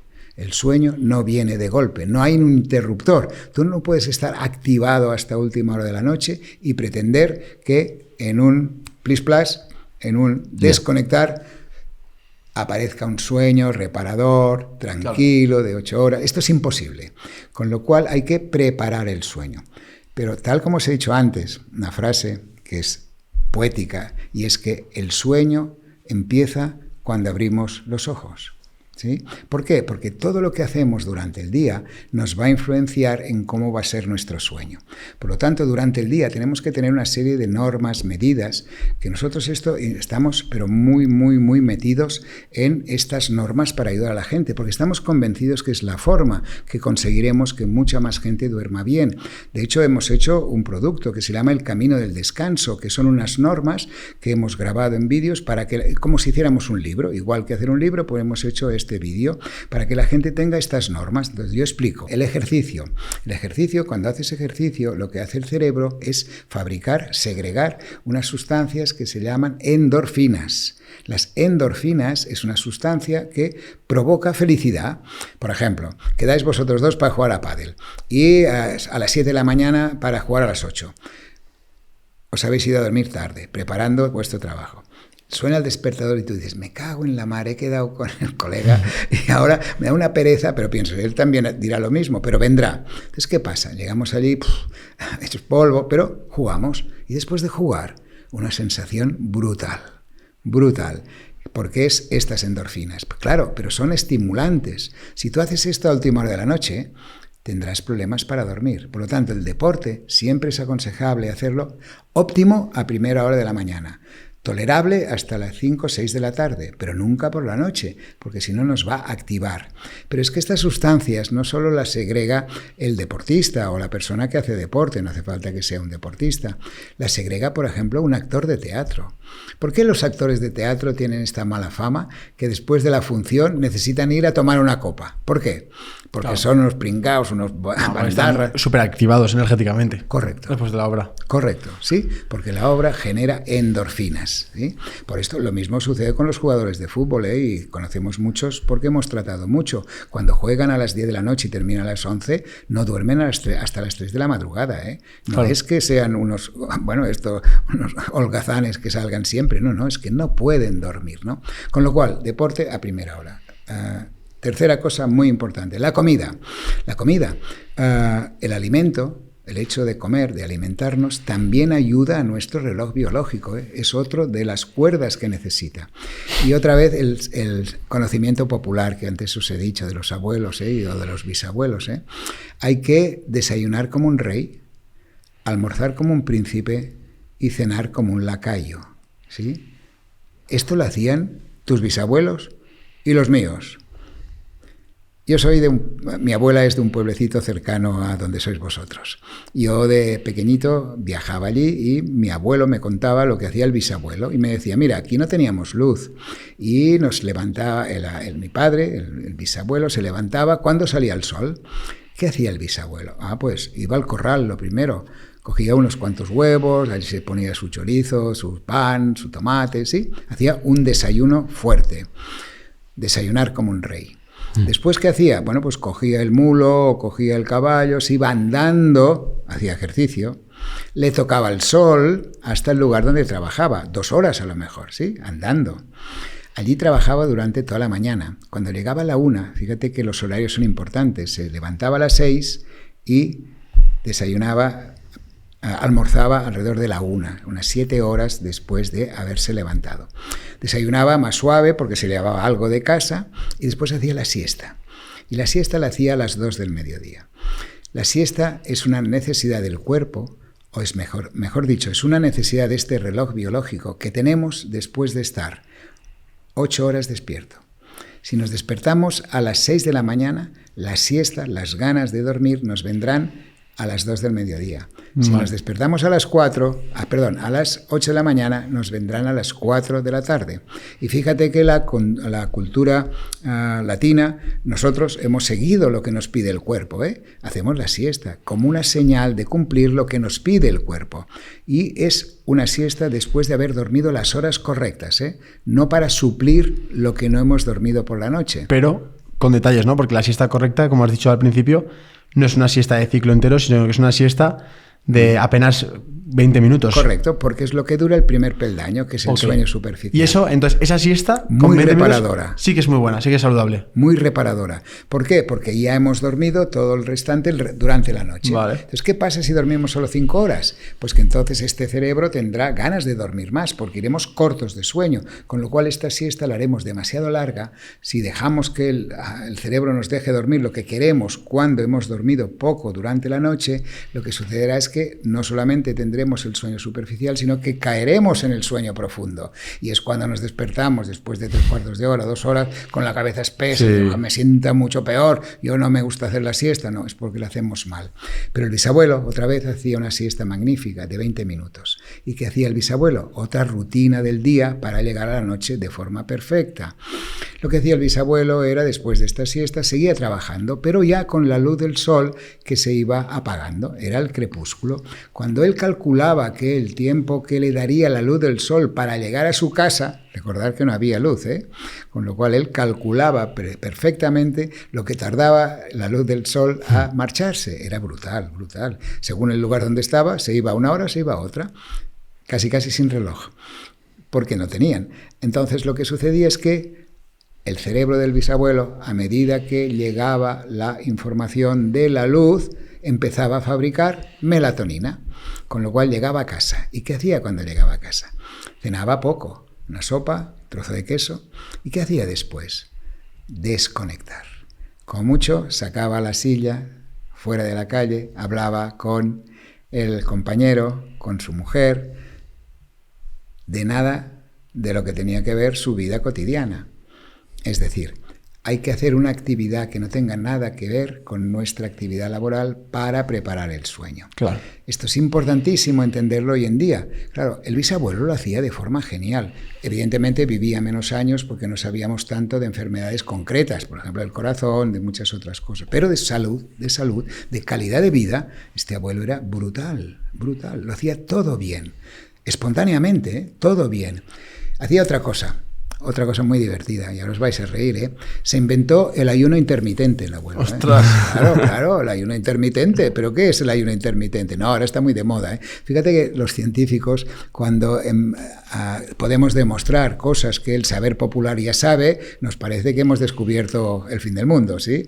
Ahora ya hemos descubierto, sí, que por la noche hay que dejar una pausa larga. El ayuno intermitente quiere decir dejar un tiempo largo entre la última comida y la primera comida del día, ¿sí? ¿Para qué? Ahora sabemos para qué. El bisabuelo no sabía para qué, pero sabía que le sentaba muy bien este ayuno intermitente, porque él cenaba esto a las 7:30, 8, cuando llegaba a su casa, y hasta las 6 de la mañana no volvía a comer nada, con lo cual dejaba todo este espacio de tiempo de 10 horas para que todo lo que es la microbiota, es decir, ahora sabemos que necesitamos este tiempo de no molestar a nuestro sistema sobre todo gástrico, para que pueda producir, intestinal, para que pueda producir estos, sustancias que es la microbiota, bacterias, ¿eh? Bueno, el abuelo no sabía esto, pero lo hacía genial. Y el abuelo se iba a la habitación. Y ahora, tú sí que te piensas que me he perdido, ¿no? ¿Cuál ha sido la pregunta? ¿Cuál ha sido la pregunta? No me lo digas, yo sé perfectamente. ¿Cómo han de ser las condiciones de la habitación para dormir? Esta ha sido la pregunta, ¿verdad? Sí. Vale, pues ahí vamos. ¿Cómo era la habitación del bisabuelo? ¿Cómo era? ¿Qué había? La cama y como mucho un orinal para no tener que salir al campo, ¡Ostras! Al baño, al corral a medianoche. Y nada más, no había nada más. Con lo cual no tenía ningún estímulo externo. ¿Y qué había hecho el abuelo de una forma natural? Preparar su sueño. Ahora, otra vez, los científicos, no, porque habéis de preparar el sueño, hay que desconectar, hay que hacer una actividad que nada tenga que ver con nuestra actividad laboral. Aquí también entra todo el problema de las pantallas, de la luz de las pantallas. Está cambiando un poco, ahora os explico lo último que sabemos de esto. Pero en este espacio de tiempo, que serían unas 2 horas, lo que hacía el bisabuelo, el bisabuelo llegaba a las 6:30 en casa, cenaba a las 7:30 y se iba a dormir a la cama cuando la luz ya se iba del todo. Y podía dormir pues estas 10 horas cada día, ¿eh? El abuelo dormía 10 horas, era brutal. Joder. Porque trabajaba mucho, pero bueno, es lo que duerme, por ejemplo, un deportista de élite, ¿eh? Cristiano Ronaldo duerme 11 horas, Messi duerme 11 horas. Cubarsí, este chaval joven del Barça, duerme 10 horas y lo explican espontáneamente, ¿eh? No es que lo digan para quedar bien, no. Ellos dicen, no, yo duermo 10 horas. ¿Por qué? Porque notan que... ¿Seguidas? Sí. ¿O es por las siestas que hacen? Cristiano y Messi lo hacían con las siestas, pero Cubarsí se tira 10 horas. Bueno, tiene 18 años, o sea, un chaval, un adolescente, bueno, ya te he dicho, 9, 10, ¿sí? Entonces, ¿qué pasaba? Condiciones de dormir. Ha cambiado mucho la cultura y entonces, ¿qué pasa? En la habitación hacemos de todo. Leemos, pero tenemos las pantallas, tenemos los ordenadores, comemos, sobre todo los americanos, ¿eh? Has visto los americanos que comen en la cama, ¿eh? Y sobre todo, más allá de eso, veo que nos llevamos las preocupaciones a la cama. Total. Que aunque no estemos haciendo nada, nuestra cabeza está... a tope. Y no eres consciente, estás pensando en el problema, en cómo resolverlo, cómo poder hacer este problema empresarial. O sea, es como estás con las preocupaciones en la cama. Es así, porque entonces no hemos hecho este periodo de desconexión. Fíjate, la palabra es crucial, ¿no? Porque la gente que duerme bien dice al que duerme mal, desconecta, ¿sí? Desconecta. Y el que duerme mal dice, no sé cómo hacerlo, ¿sí? Y el que duerme bien dice, pues yo tampoco lo sé, pero yo desconecto. Sí que es verdad que hay un tipo de personalidad, forma de ser, que no es patológica, que le es más fácil desconectar que otra gente. Por ejemplo, hay personas que es una forma de ser, ¿no? Que son alegres, animosos, con ganas de hacer cosas, con empuje, con ilusión. Esta es la parte más positiva de su carácter. Pero estas personas también son muy responsables, muy autocríticas, dan vueltas a las cosas, se preocupan por todo, anticipan la ansiedad. Claro, a esta gente le es mucho más difícil cuando llega la noche desconectar. Hay gente, lo sabéis perfectamente, que por aquí me entra y por aquí me sale, ¿eh? Y ya puede tener cosas y cosas que se van a la cama y duermen perfectamente. La gran mayoría no no es así. Entonces, ¿qué pasa? ¿Qué es desconectar? Fijaros, se entiende fácil si lo explico de esta manera. En el momento en que abrimos los ojos, nuestras neuronas se conectan, la parte más superficial de nuestro cerebro, que se llama la corteza cerebral, se juntan estas neuronas y da lugar a la vigilia, ¿de acuerdo? Ahora estamos en vigilia, que está funcionando nuestra corteza cerebral, y por esta corteza cerebral captamos toda la información que llega y que guardamos en nuestro cerebro por nuestros 5 sentidos. Tú sabes, por ejemplo, la luz que hay, el olor que hace, oyes mi voz, cómo voy vestido, todo esto es información que tú guardas en tu cerebro. También guardas emociones, ¿sí? Por ejemplo, tú puedes pensar, hostia, qué rollo este tío, cómo habla, no para, o puedes decir, bueno, es entretenido, esto es interesante, ¿sí? Todas estas emociones se quedan en nuestro cerebro. Entonces, lo que sucede es que para que esto esta es la parte superficial, ¿correcto? El sueño se forma en las estructuras más profundas del cerebro. Conocemos muy bien ahora todos los neurotransmisores, los centros del cerebro que controlan todo esto. Son nombres de estos raros que no hace falta que la gente se los aprenda, solo que sepáis que se forman en las estructuras del tronco cerebral. Entonces esto es como un globo que está deshinchado en el momento en que abrimos el ojo por la mañana. Pero a medida que pasa el tiempo, este sueño, este globo, el globo del sueño se va hinchando, y cuando llevamos 18 horas con la vigilia, este globo está apretando para salir, ¿correcto? Si nosotros tenemos una situación favorable para desconectar, y ahora os explicaré algunas normas, entonces esto se desconecta y el sueño sale con facilidad. Pero ¿qué pasa? Como tú muy bien has dicho, que llegamos a la noche con esto súper conectado, y por más que empuje el globo del sueño, no lo consigues. Pero pasan cosas muy divertidas también. Porque, por ejemplo, la gente te dice, no, yo voy a tope durante el día, me siento delante del televisor, pongo aquella televisión que sé seguro que me voy a dormir y me quedo dormido. ¿Por qué me quedo dormido delante del televisor? Porque ¿qué hace aquella televisión concretamente? Hay una muy concreta, que es la mejor para poder dormir. No hace falta decir el nombre, pero... ¿La 2 ibas a decir o no? Bueno, la 2 con los documentales la 2 con los animales, no está mal. sí está. Sí, pero por la noche Telecinco es ideal. Ah, sí, es verdad. ideal. Te cuenta cosas que no te interesan, ¿no? Y como no te interesan, ¿qué hace el cerebro? Desconectar. Y como tú tienes la presión del sueño, entonces te duermes. ¿Pero qué pasa?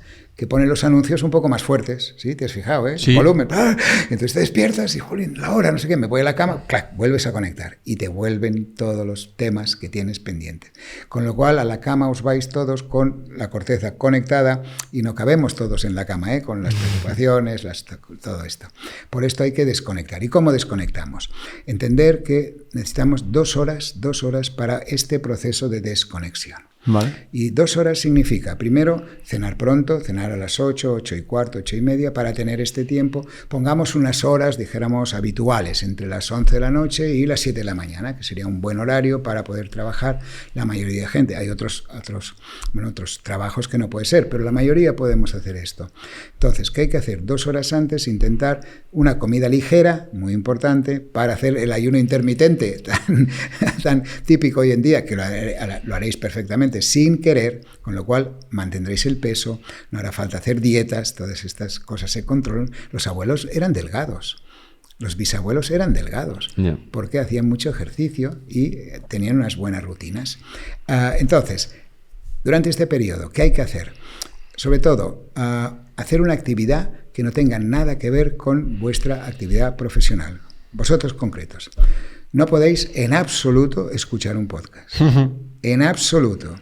¿Por qué? ¿Qué haréis si escucháis un podcast? Evidentemente, como es vuestro trabajo, lo cubraréis, pensaréis, uy, esto se puede hacer así. Mira qué idea, lo voy a hacer. Es imposible desconectar, ¿sí? Por ejemplo, un músico no puede escuchar música, porque lo primero que hace es, uy, este se ha equivocado el acorde, este lo ha hecho mal, este lo ha hecho bien, ¿sí? No se puede. Hay que hacer actividades que no tengan nada que ver con vuestra actividad habitual. Por ejemplo, cualquier cosa puede servir, desde hacer un puzzle, desde leer si no eres escritor, desde escuchar música si no eres músico, de escuchar un podcast si nunca has hecho un podcast en tu vida. Todo esto sirve para desconectar, con lo cual conseguimos que la gente duerma mucho mejor. Esto es lo que explicamos en nuestro camino del descanso, O sea, son estas normas para llegar a la noche y poder hacer un tipo de sueño fisiológico, normal, reparador, que no tenga necesidad de tomar pastillas. porque si no vamos a caer en este grave problema. Las pastillas no van a cambiar la forma de ser, ¿sí? Yeah. La gente que es activa, bueno, pues será activa, pero tiene que aprender a desconectar. Claro.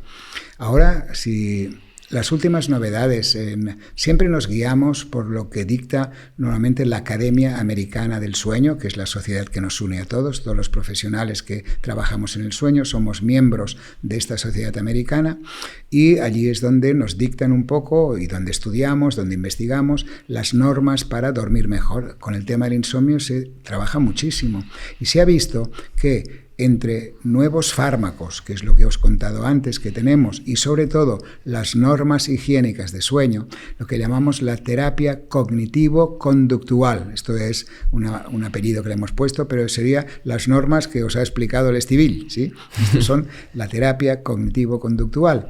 Y evidentemente esto es mucho más eficaz y sobre todo es más persistente, porque si tú tomas un fármaco, a lo mejor durante una semana dormirás bien, pero en cambio cuando dejas de tomarlo dormirás mal.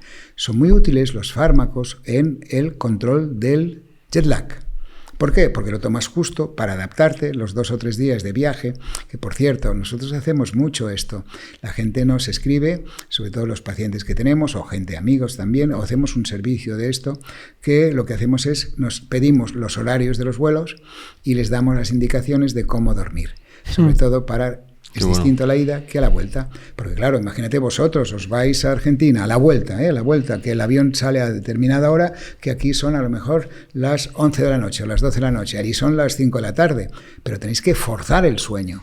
Para poder subir al avión, quedaros dormidos. Y tú dirás, a las 5 de la mañana, no me voy a las 5 de la tarde no me quedaré dormido. Sí, te damos medicación, te decimos unas normas solo para el viaje, y esto es muy útil. A mí algo que me pasa con el estrés es que Ahora me quieres hacer una pregunta personal como si fuera una visita médica. Sí, ahora ya aprovechando. Pues a ver, ¿le cobramos algo? Hay que cobrarle algo, ¿no? Porque yo me pongo en el papel de la gente y digo, seguro que a alguien le pasa también. Esto es una gran excusa. Mira, te cuento una anécdota que te gustará. Hay un periodista muy famoso, que bueno, se puede decir el nombre, que es Millán, un escritor muy bueno, ¿no? Que hace muchos años me llamó y me dijo, mira, me gustaría hacerte una entrevista sobre esto del sueño, porque es muy novedoso y tú eres el que has empezado con esto. Y me gustaría venir a la consulta y que me hagas una prueba del sueño para vivir yo así en primera una historia y una exploración del sueño, para vivirlo y poder escribir sobre ello, ¿no? Le hicimos la prueba, evidentemente todo gratuito, pobre, porque me iba a hacer una contraportada del País. No lo podía. Entonces yo no sospeché nada, ¿no? Entonces él me dijo, ¿me puedes contar lo que ha salido y todo esto? Y yo le digo, ¿por qué? Bueno, te lo expliqué y dice, pues mira, ahora te contaré la verdad. Tengo muchos problemas de sueño. Y ha sido la manera de poder, alguien me estudie el sueño, me dé normas para poder dormir, y era la excusa. Y por pues eso justo lo está haciendo Juan. Sí, estoy haciendo eso. Venga. No, yo me quedo dormido muy fácil con cualquier cosa que me haga desconectar. A mí me gustan las motos, pues me pongo las motos y me quedo ahí en Babilonia. Perfecto. El tema es que si tengo mucho estrés, tengo micro despertares. Correcto. Que no sé si es algo que es algo normal. Durante la... No es que los recuerde muy bien, pero luego cuando me despierto digo, sé que no he dormido el tirón. Correcto. De repente me he despertado. Esto está bien. Cuando antes os he explicado lo que eran los peldaños del sueño, recordamos sueño superficial, sueño profundo y sueño REM. Esto es un ciclo y repetimos 4 veces si dormimos 8 horas. Tenemos durante la noche como 4 o 5 microdespertares. ¿Qué es un microdespertar? Estamos durmiendo profundamente y de golpe, clac, el cerebro se despierta y vuelve a dormirse. Si es muy corto, el cerebro no se acordará al día siguiente, pero todos los tenemos. Por ejemplo, en verano hace calor, nos vamos a la cama y nos tapamos con la sábana hasta las rodillas porque hace mucho calor. En cambio, amanecemos tapados hasta arriba y no sabemos en qué momento ha pasado. ¿A que sí? ¿Sí? No sabemos cuándo ha sido. Pues ha sido en uno de estos pequeños microdespertares. Estos microdespertares también los utiliza el cerebro para cambiar de posición. Sí. ¿Por qué? Porque si nos ponemos en una posición para dormir y nos despertamos en la misma, estaremos tiesos como un palo y nos va a doler todo. Por esto tenemos que cambiar durante la noche 2-3 veces de posición. Los que duermen mal, los que tienen muchos microdespertares, que sería tu caso, es porque durante el día acumulamos mucha tensión. Y esta tensión se penetra dentro del sueño y provoca más microdespertares y hace tener un sueño mucho más superficial. Claro, tú tienes un sueño más superficial. ¿Por qué? Porque los microdespertares te interrumpen el sueño. ¿Sí? Aunque no lo recuerdes, puedes recordar alguno, pero igual tienes muchos más. Con lo cual te voy a dar hora de visita, vas a pagar lo que toca. No, es broma. Y Eduard, la suplementación... Porque eso no son fármacos, esto es otra cosa, esto es suplementación. Correcto. ¿Qué visión tienes al respecto? Mira, se está estudiando mucho y ahora parece que sea una moda horrible, pero yo tuve la suerte, no sé si lo he comentado antes, pero cuando yo fui a Estados Unidos, viví allí, sí, os lo he dicho, viví 2 años allí, ya tomaban muchas cosas que yo alucinaba. Tenía el armario lleno de caroteno, no sé qué, vitamina tal. Yo les decía, tíos, pero ¿por qué os tomáis todo esto si en las verduras que había en California en aquella época y la carne buenísima y toda la comida era buenísima? Pues no, los suplementos van muy bien, los suplementos, que si el magnesio, que si el fósforo, que si el litio, hasta el litio se tomaban, que es una cosa para las depresiones y este tipo de cosas, para los que están pirados. Pero bueno, tomaban de todo. Ahora toda esta cultura ha llegado aquí. Sí que es verdad que los suplementos, si hacemos una alimentación normal, dijéramos más de tipo... Nosotros tenemos mucha suerte en lo que es la dieta mediterránea, porque cumple perfectamente todo el aporte energético y el aporte calórico y el aporte de vitaminas que necesita nuestro cerebro. Sí que es verdad que si hacemos mucho deporte, entonces existen estas modas de tomar un tipo determinado de suplementos que son los que nos pueden ir mejor, que estos suplementos son un poco distintos de los que utilizamos para dormir, ¿de acuerdo? O para mejorar nuestro día. Mira, Carla Estivill, como te he dicho, ella utiliza mucho, ella estudia, es química, especialista en fitoterapia y cronobiología, con lo cual sabe mucho de todas estas plantas. De hecho, hemos hecho alguna formulación y haremos más, que ya os las vendremos a presentar cuando las tengamos, ¿sí? Porque son plantas que tienen un cierto valor para mejorar tanto la ansiedad como mejorar también el estado de vigilia y también mejorar el sueño.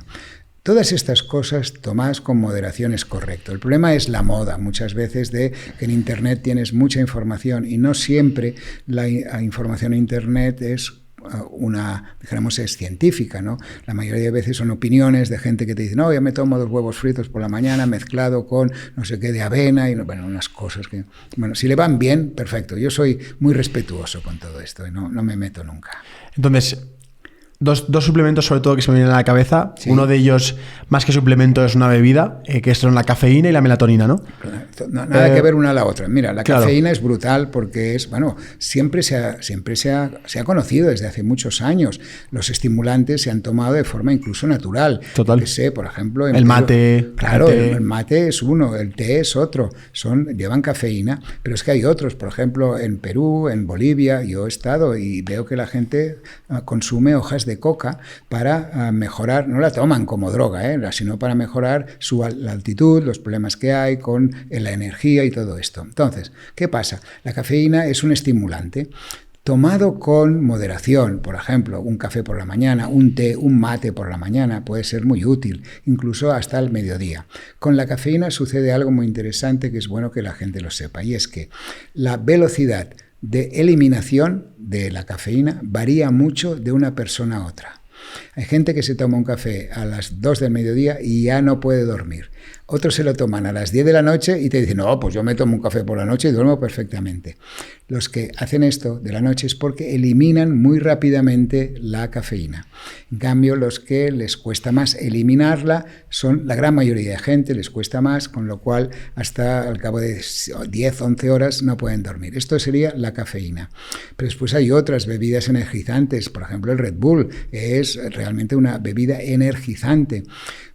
Depende de lo que lo tomes y con la moderación que lo tomes. Yo qué sé, tú haces, por ejemplo, un ejercicio brusco y te va bien tomarte un Red Bull, bien, como recuperación, puntualmente, no como una norma de entrenamiento. Antes has nombrado también un tema muy interesante, que es que nos despertamos para cambiar de posición. Correcto. Pero ¿cuál es la posición? Es decir, si yo ahora me tuviese que echar a dormir, para en tu empezar, consulta... Para empezar. Eso es. Para empezar a dormir, correcto. ¿Cuál es la posición más sana? Más que saber la óptima, sabemos la menos aconsejable. Vale. ¿Y por qué? Porque está ligado con un tema de la respiración. Las personas que por anatomía tienen una barbita inferior pequeña y un poco tirada hacia atrás, cuando están en posición boca arriba, tienen tendencia a que esto se relaje y colapse el paso del aire y empiezan a roncar. El ronquido es el ruido que hace el aire cuando pasa por un lugar estrecho. Con lo cual, estas personas que tienen esta característica, porque esto no es una patología, les sucede que la posición boca arriba le es más favorable para roncar. Con lo cual, fíjate que otra vez el saber popular, ¿eh? ¿Qué les dicen a los roncadores? ¡Gírate! ¿Sí? Les dicen esto, no les dicen salta, no, gírate. ¿Por qué? Porque la persona que está al lado se da cuenta de que si cambia de posición, cambiará esta caída de la mandíbula y mejorará la respiración. Por lo tanto, hay que ponerse en la posición que te venga mejor, que tengas más rutinas, que casi siempre, cada persona tiene la suya, ¿eh? Cada persona tiene la suya. Y esto que te dice, no te pongas del lado del corazón porque esto es malo, porque no puede ser, no. La caja torácica tiene tanta fuerza, los huesos tienen tanta fuerza que pueden tener 7 personas como tú, una encima de la otra, y no te van a romper la caja torácica, con lo cual el corazón no se va a enterar. Wow. Puedes dormir perfectamente de un lado o hacia el otro. Con lo cual, dejaros de que os pongáis como queráis, que después os vais a cambiar, ¿eh? Ya os lo diga la pareja o el propio cerebro. Y eso de que recomienden, parece que para todos de forma sistemática, lo de tomar magnesio, tomar melatonina, todo esto, ¿a qué tipo de perfil o con qué tipo de patrones recomendaría esta suplementación para dormir más? Lo más importante es decir que no lo necesita todo el mundo, vale. Que cada uno necesita una cosa en concreto. Por ejemplo, las mujeres, no hemos hablado del sueño de las mujeres, pero muchas veces tienen deficiencias de hierro, vale. Porque con sus reglas tienen pérdida de hierro, con lo cual es muy bueno darles estos suplementos. Podemos dar triptófano, que es un precursor de la melatonina, para poder descansar mejor, pero cada una tiene su indicación. Yo pienso que lo mejor es consultar con los farmacéuticos. Ellos saben mucho de esto, muchísimo. No hace falta ir al médico para pedirles si tomo magnesio, o tomo potasio, o tomo plátanos, ¿no? Que es lo que nos hacen comer cuando nos falta potasio. Pues los farmacéuticos en esto saben mucho y te dirán qué actividad tiene, trabaja por la noche, por ejemplo, puede tomar melatonina, puede no tomarla.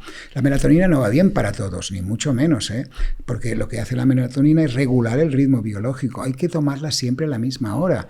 Y, por ejemplo, la persona que se va a la cama con esta ansiedad, la melatonina no ayuda a desconectar. Lo que ayuda a desconectar son todas las normas que yo os he explicado. ¿Y es bueno dormir con pareja? Porque yo de todas las personas que conozco, muy pocas duermen bien con su pareja. A ver, ¿qué contestarías tú con todo lo que te he contado? A ver, va, sentido común. ¿Sentido común? ¿Qué te diría el sentido común? Que ambas parejas hagan bien la rutina para que estemos lo más tranquilos posibles en la cama. Bien. Y mi sentido común me dice que cuanto más grande la cama, mejor. Perfecto. Para estar separados. ¿Por qué? Porque, fíjate, es muy fácil entenderlo. Otra vez el sentido común. Cuando dormimos, nos movemos. Claro. Pero también tosemos si estamos resfriados. Roncamos, ¿sí? Damos vueltas en la cama, claro.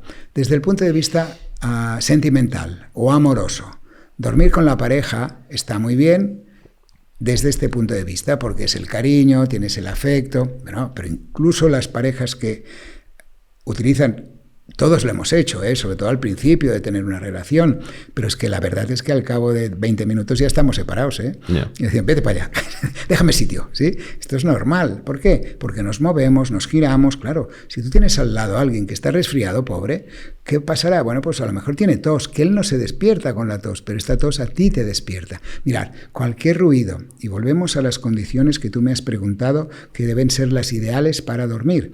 La primera son los ruidos. Los ruidos interrumpen el sueño, hacen que tengamos más microdespertares. Puede ser muy bien que una persona te diga, mi marido ronca o mi esposa ronca, y yo lo que noto es que duermo pero no descanso. ¿Qué pasa, no? Duermo las horas, no me despierto, pero me levanto con la sensación de que no he descansado. Y esto es porque hemos tenido muchos microdespertares que no nos han dejado entrar en un sueño profundo. ¿correcto? Esto es lo que sucede precisamente cuando tenemos un roncador al lado, que evidentemente este ruido nos molesta. Cuando nos giramos, esto nos molesta. El calor, muy importante. Y ahora viene la temporada en verano que era mucho calor. Y aquí hay que saber muy bien qué cosas podemos hacer. La temperatura del cuerpo, esto es muy importante. Lo que necesita el cuerpo para poder descansar bien, para dormir bien, es cambiar la temperatura de su cerebro. ¿Qué quiere decir esto? El cerebro tiene una temperatura determinada. No podemos poner un termómetro en el cerebro, pero sí que podemos saber pues, experimentalmente qué temperatura tiene nuestro cerebro, que está alrededor de 36,5, un poco más, 36,8. Esta temperatura, para poder dormirse este cerebro, es decir, entrar en este proceso de las distintas fases de sueño, tiene que bajar la temperatura. Tiene que bajar la temperatura. Bajar significa que necesita estar más o menos 1 grado por debajo de lo que está en vigilia. ¿Sí? Vigilia 36,8. Para dormir tiene que estar 36, un poco menos, ¿sí? 36,4, 36,5. ¿Y dónde va esta temperatura? No se pierde, sino que pasa a las partes más distales de nuestro cuerpo, es decir, nuestras manos y nuestros pies. Por ejemplo, la gente que duerme mal tiene los pies fríos. ¿Por qué? Bueno, pues porque no ha habido este proceso de desconexión, el cerebro está con la temperatura alta y no ha pasado la temperatura a los pies, ¿sí?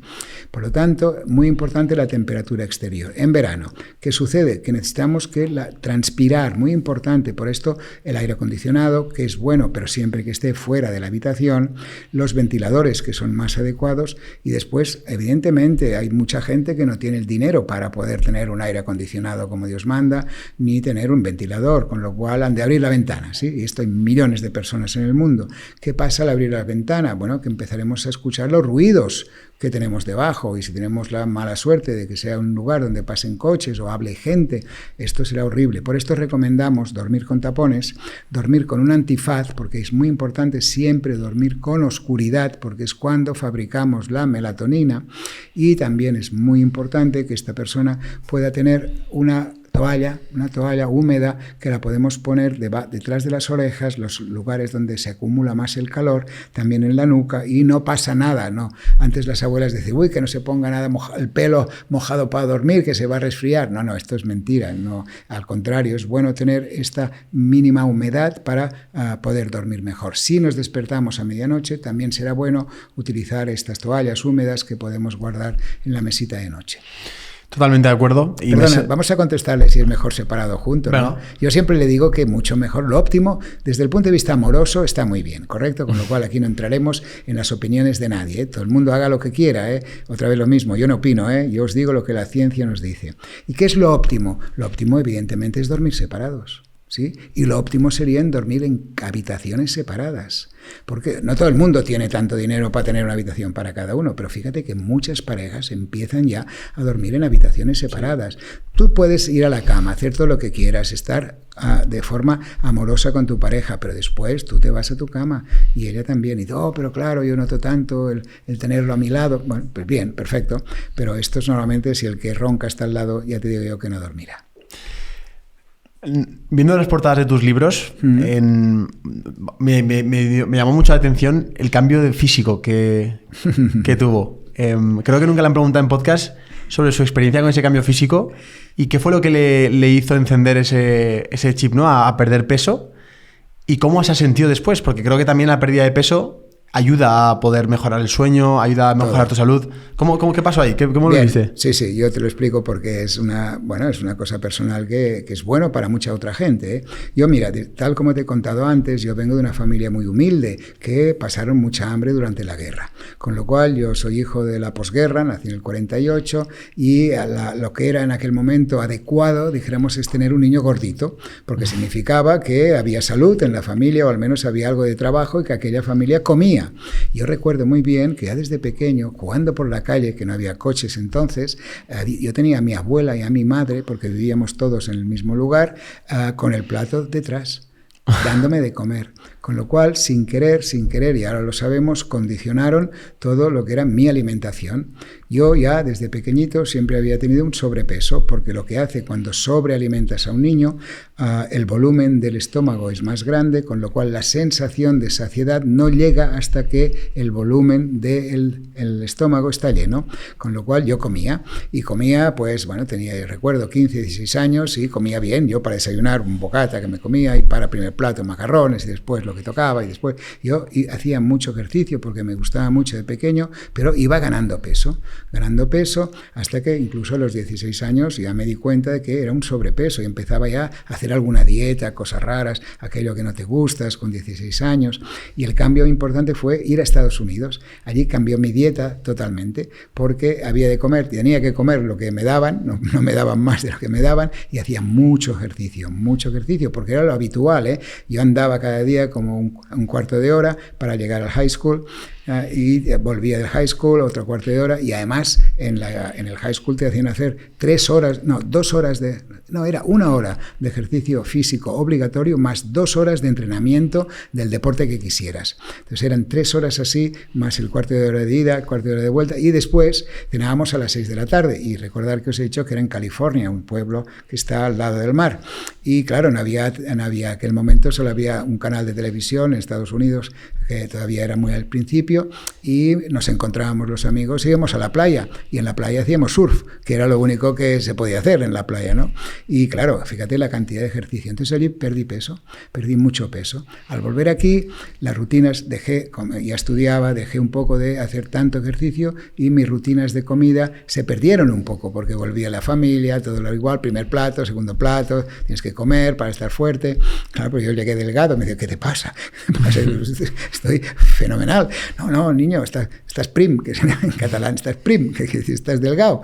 Bueno, pues total, que volví a ganar peso. Y así ha sido toda mi vida hasta los 50 años, un poco antes, 40 y pico, que en un viaje llegué a pesar, yo era lo que se llama fat thin people, gente gorda delgada, porque yo hacía dieta, bajaba 10 kilos, me volvía a engordar, volvía a bajar, volvía a engordar. Esto, la gente que os escuche o me vea, se verá totalmente identificada, porque es una tortura. Yo tenía 6 tallas de pantalones en el armario, claro, esperando siempre adelgazarme y a ver qué pasaba, ¿no? Total, que pesaba 137 kilos y en un viaje a Chile... Wow. Llegué, sí, porque yo bajaba a 90, después empezaba a 120, después a 137 kilos. Wow. Yo tenía lo que se llama una obesidad mórbida. Yo no lo sabía, porque yo estaba bien, seguía jugando a tenis, imagínate, como un loco, ganaba copas, siempre jugaba dobles con el que sabía más que yo para compensar. No, pillo lo he sido toda la vida. Entonces, allí lo que pasó es que en un viaje de estos a Chile, en una compañía de estas low cost, porque es como me pagaban los viajes algunos laboratorios y universidades sobre todo, tuve una trombosis. Hice una trombosis en la arteria femoral, es una de las venas importantes que está detrás de la rodilla, ¿correcto? Y este trombo era así, y cuando llegué aquí, pues mi pierna empezó a hincharse, ¿no? Oh. Yo soy muy optimista, y entonces pensé, bueno, esto ha sido que me da un golpe, pero yo sabía lo que era, porque es el signo de la pedrada que se llama, bueno, síntomas muy específicos. Total, que llego a visitarme con mis amigos médicos, solo verme me dicen, no te muevas. ¿Cómo que pasa? Que tienes una trombosis muy importante, ingresado directamente, heparina, y así estuve una semana. Entonces me vienen y me dicen, mira, tienes que volver a perder 70 kilos, porque... 70 kilos. Claro, es 137, yo mido 1,69 m, o sea, ahora, antes 72, ahora 69. Pero, ¿qué pasaba? Bueno, yo pensé, ostras, otra vez una dieta, es lo duro que es horrible. Además, las dietas, ¿sabes por qué hay 20 dietas distintas? Porque no hay una porque buena. Ninguna funciona. Claro. La del pomelo, la de la zanahoria, no sé qué. La mejor es la dieta afgana. ¿Has visto en Afganistán a alguien gordo? Ya, claro. Es buenísima esta dieta. Etiopía también tiene una buena dieta. También no comen, ¿sí? No comen. Total. Era el momento en decidir qué hacía, ¿no? Porque hacer otra dieta no podía. Y era el momento en que empezaba todo lo que se llamaba la cirugía bariátrica. Este tipo de cirugía que te hacen lo que se llama un bypass, es decir, una pequeña operación, bueno, pequeña no, porque es una operación heavy, que hace que la persona no sintetice tanta comida, dijéramos, es decir, no absorba tanta comida y vaya perdiendo peso si mantiene un ejercicio y una dieta regular. Total, que me dijeron que el 10% se morían, ¿sí?, con esta operación. El otro 10% tenían consecuencias como diarreas, falta de vitaminas, falta de hierro, pero el 80% restante salían bien. Entonces, ¿qué pensó el Estivil? El Estivil pensó, ¿de cuál soy yo? Yo no voy a ser del 10%, yo no voy a ser del otro. Y así fue, ¿no? Decidí operarme y muchas anécdotas, ¿no?, relacionadas con esto. Por ejemplo, los médicos que me operaron, ¿no? Claro, al final te haces amigo de ellos y me recuerdo en el momento de entrar en el quirófano, le digo al anestesista y al cirujano, le dice, hacerlo bien, ¿eh? Porque si sale mal, saldréis en los periódicos, ¿eh? Que soy el Estivil, ¿eh? Se pusieron a reír. Y sí, reír. La operación nuevamente dura 3 horas. Era todavía las primeras operaciones que hacían que te abren de arriba abajo, ¿eh? Yo tengo todo un camino que se nota muy poquito, pero es mi camino de mi felicidad. Y la verdad es que tardan esto 3 horas y media. Y recuerdo que Monse, mi mujer, estaba fuera de la habitación esperando. Pasaban 3 horas, pasaban 4 horas, pasaron casi 5 horas y al final sale el cirujano. Y Monse le dice, ¿qué ha pasado tanto tiempo? No, es que lo hemos hecho muy bien. Hemos tardado 5 horas porque tenía que salir muy bien. Yo me los imagino, allí delante de la barriga del Estivil, oye, el punto 28 lo has puesto en el sitio y no sé qué, y la aguja y no sé qué, y la gasa te la has olvidado. Total, haciendo broma, ¿no? Pero lo hicieron muy bien, la verdad es que me solucionaron la vida, me cambió la vida. ¿Por qué? Porque poco a poco yo seguía entonces haciendo igual de ejercicio, comía menos, evidentemente, menos ingesta, menos depósitos de grasa y se fue normalizando el peso hasta ahora. Ahora, bueno, en aquel momento ya estaba muy enfermo en el sentido que tenía colesterol, tenía prediabetes, hacía apneas, dormía con un cepapio y además pues tenía hipertensión, tenía todo, o sea, todos los números para que no me hubieras podido entrevistar, porque no hubiera estado vivo, ¿no? Entonces solucioné todo esto. Y después vinieron los beneficios secundarios, que son muy anecdóticos, ¿no? Por ejemplo, la figura, los humanos, la parte estética, cuando tú ves a alguien, aunque no quieras, aunque no seas machista, aunque nada, sea una persona normalísima. Por ejemplo, imagínate que vamos juntos, tú y yo peso 137 kilos, y hay 2 chicas que vienen delante antes y buscan una dirección. ¿A quién se la preguntarán? Di la verdad. Tú y yo, misma edad, yo 137 kilos y tú, ¿cómo eres? Si es desde un aspecto de querer ligar. Lo que le sale, lo que le sale. ¿Al que está más en forma? Claro, porque es el atractivo de la figura. Y esto es fisiológico, esto no es querer ligar, no lo es. Porque fíjate qué pasaba, ¿no? Cuando la gente me veía a la consulta, las mujeres, desde los 5 años, mejor dicho, los hombres, todos me decían, qué bien que estás. Qué bien que estás. Uh-huh. Las mujeres me decían, desde los 5 años a los 80, que no era para ligar, qué guapo que estás. Fíjate el matiz, el matiz es brutal y es el matiz de nuestra sociedad. La imagen, pasa lo mismo con 2 chicas. Tú ves 2 chicas y una es más obesa, más simpática, todo eso, pero obesa, y la otra es más agradable. Y tú preguntas cualquier cosa normal. Sin querer, te diriges a la que para ti es más agradable, ¿sí? Y no porque seas machista, sino te sale espontáneamente. Claro. Y esto es lo que me pasaba.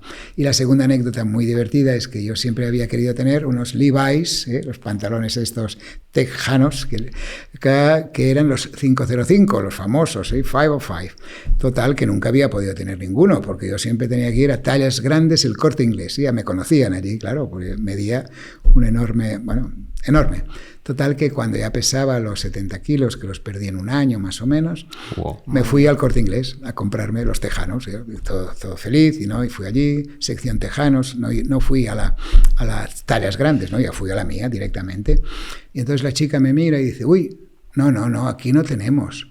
Y digo, otra vez, estamos igual, no tenemos. Y dice, no, tiene que subir a la planta joven. Brutal, brutal. Yo feliz de mi vida, la planta joven, sí, para tener una talla, pues esto que tengo ahora es magnífico, porque tengo una talla fija que no muevo y que puedo entrar en cualquier tienda, desde la más pija hasta la más cutre, y cualquier cosa me cae bien. Y sobre todo la sensación de vitalidad, más ligero, Duermes mejor. Joder, Todo. son 70 kilos, ¿eh? No, pero es que evidentemente yo ya tomaba medicación para la hipertensión, para la prediabetes. No tomo nada, estoy perfecto. Claro. Ya no ronco. Es brutal, es brutal. O sea, mi vida ha cambiado el 100%, el 100%. Yo ahora sigo haciendo mucho ejercicio. Tengo 77 años, pero juego a golf 3 veces por semana, ¿eh? Wow. Y le gano a mi amigo que tengo, que trabaja con esto conmigo. Él es handicap 0, pero le gano con mi handicap. A mí algo que me ha sorprendido incluso más es la memoria que tienes y la capacidad de no perderte. Es verdad que antes cuando me has dicho ¿a que te piensas que me he perdido? Es de verdad que me había pensado que te habías perdido ya la contestación. Bueno, ¿Qué haces para trabajar la cabeza y la memoria? No, supongo que es por la necesidad, y sigo haciéndolo, de escribir libros, escribir artículos, claro, de hablar mucho, de comunicar mucho. Y la verdad es que me sale, hay gente que se olvida más. Por ejemplo, soy muy malo si me preguntas las películas de James Bond, que me encantan. Las he visto todas, pero cada vez que veo una, es como si empezara en aquel momento. Esto le pasa a gente, ¿eh? Yeah. Veo dos fotogramas y entonces, sí, este irá por aquí, pero nunca sé cómo terminan. Esto es genial. Hay una cosa mala en esto, por ejemplo, yo he viajado mucho por todo el mundo y sigo viajando. Ahora justamente en octubre estaré en Aguascalientes, en México, haciendo un evento brutal delante de 5.000 personas, hablando de la salud y el sueño. Y allí hay mucha gente que sobre todo se ocupa de la salud mental en el sentido que tiene que ser accesible a todo el mundo, ¿no? Porque mucha gente piensa que el que no se puede pagar un psicólogo, pues iremos mal. No, hay que darle a todo el mundo. Total, que os decía, como viajo mucho, muchas veces me olvido de lo que hago en los viajes, porque he estado en tantos sitios. Pues tú me preguntas, en Chile, ¿cuántas veces has estado? Yo te diría 3. ¿Y dónde has ido? Va a costar, Montevideo. ¿Y qué hiciste? Bueno, la presentación del libro, el Duérmete Niño. O sea, no, Montevideo está en Uruguay. Ay, perdona, no. ¿Cómo es la Santiago de Chile. No, la capital de Chile. Santiago. Es Santiago de Chile, Santiago de Chile, sí, Santiago de Chile. Allí fue una vez que hice, y allí en Uruguay también he estado presentando el libro. Claro, he hecho muchas cosas de viajes, porque no solamente era por la medicina, sino era también por el libro, ¿no? Claro. He tenido la suerte de hacer un libro que es un libro de ideas científicas. Por esto ha triunfado tanto, ¿no? Llevamos vendidos 4 millones de libros. Está traducido a 19 idiomas, japonés entre ellos. Wow. Entonces, claro, pero ¿por qué funciona, no? Por el boca a boca, porque explico algo que es científico. No es un invento mío, no es una teoría, ¿sí? Yo no digo que han de ser así las cosas, sino lo ha dicho toda la ciencia que apoya todo lo que yo explico, ¿no? Entonces esto me ha permitido viajar por todo el mundo, pero muchas veces me olvido de los lugares. Alguno es divertido, ¿eh? Que ahora que regresáis de Argentina te explico una anécdota. Yo soy muy amigo de Juan Manuel Serrat por el tema de la música. Como os he dicho antes, yo toco la guitarra, tenía un grupo de música y muy amigo de Juan Manuel Serrat. Juan Manuel Serrat, viajamos juntos a Sudamérica, a Buenos Aires, y allí él cantaba en el Teatro Rex, que es uno de los más famosos que hay, y en el prospecto que él tenía las letras de propaganda, detrás puso la propaganda del Duérmete Niño, ¿no? Con lo cual nos llamaron a algún programa de televisión y lo típico. Tú sabes que en argentino o en castellano hablado en Argentina, la palabra coger no significa lo mismo que lo que significa aquí en España. Allí coger pues significa el acto sexual, básicamente, ¿no? Total que... Ya sé por dónde va esto. me llaman a la televisión, Juan Manuel y yo en el mismo programa. Y Juan Manuel presentando su disco, no sé qué, y estoy aquí con mi amigo que hace todo esto del Duérmete Niño y no sé qué, y el presentador me dice, ¿cómo hace usted para que los niños duerman? Digo, es muy fácil, se coge al niño, se deja en la cuna, y el presentador, hombre, así sí que van a dormir los niños. Se hizo viral, fue brutal, salió en todos los programas, pasan cosas como esta. Justo por esa parte de niño, mi última pregunta es, ya no tiene nada que ver con el sueño, tiene que ver para todos esos padres que nos escuchan muchísima gente que son padres y madres de familia. Has escrito libros como A jugar en 2004, A comer en 2006, que son con pediatras y tiene todo que ver con la educación y el crecimiento de un niño. ¿Qué consejos te gustaría mandarle? Aprovechando que tenemos este altavoz de podcast, ya no tiene por qué ser algo de salud, ¿no? O sea, que aprovechando ese altavoz, ¿qué consejo, qué mensaje quieres compartirle a todos esos padres y madres que nos escuchan sobre la educación de sus hijos? Muy importante lo que acabas de decir, educación de sus hijos. La educación son hábitos. Por ejemplo, a ti te han enseñado a decir buenos días cuando entras a un sitio o muchas gracias cuando sales. Estos hábitos los niños cuando nacen no lo saben y no saben comer correctamente, no saben dormir correctamente, no saben comportarse correctamente, no saben comer la sopa con cuchara, no saben lavarse lavarse los dientes con un cepillo. Y cuando llegan a la adolescencia no saben conducir si no les enseñas. Todo esto son hábitos. Lo más importante hoy en día, y esto sucede porque los papás hoy en día tienen poco tiempo de estar con sus hijos y poco tiempo para inculcar unos hábitos, y es mucho más fácil muchas veces dejar que los niños hagan cosas que no son correctas antes que enfrentarse a estos niños en su educación. Por lo tanto, lo más importante que pueden hacer los padres es mantener esta idea de enseñar buenos hábitos. Y os termino con una anécdota.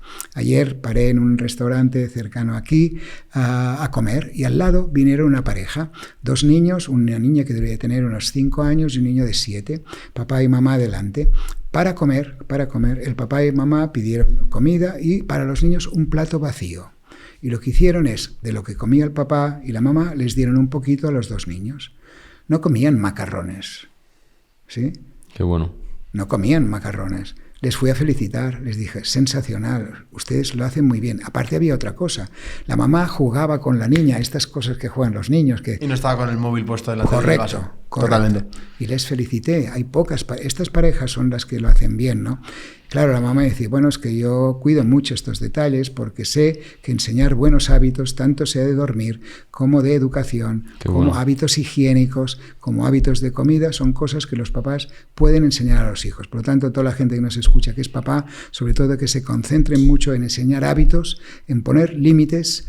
Los límites en un niño no puede ser un camino muy estrecho, porque se lo saltan, pero tampoco puede ser un camino que sea divergente, que no tenga límites, porque el niño se pierde entre medio. Por lo tanto, el niño a tener una guía. El papá puede consentir ciertas cosas en este camino, pero hay un momento que no se puede pasar el camino. Por ejemplo, que peguen a la mamá o que peguen al papá. Claro. Eduard, 1000 millones de gracias por esta masterclass de sueño, de vida. Nos ha encantado. De verdad, enhorabuena por todo lo que has aprendido y la capacidad que tienes para comunicarlo, porque ha sido fantástico.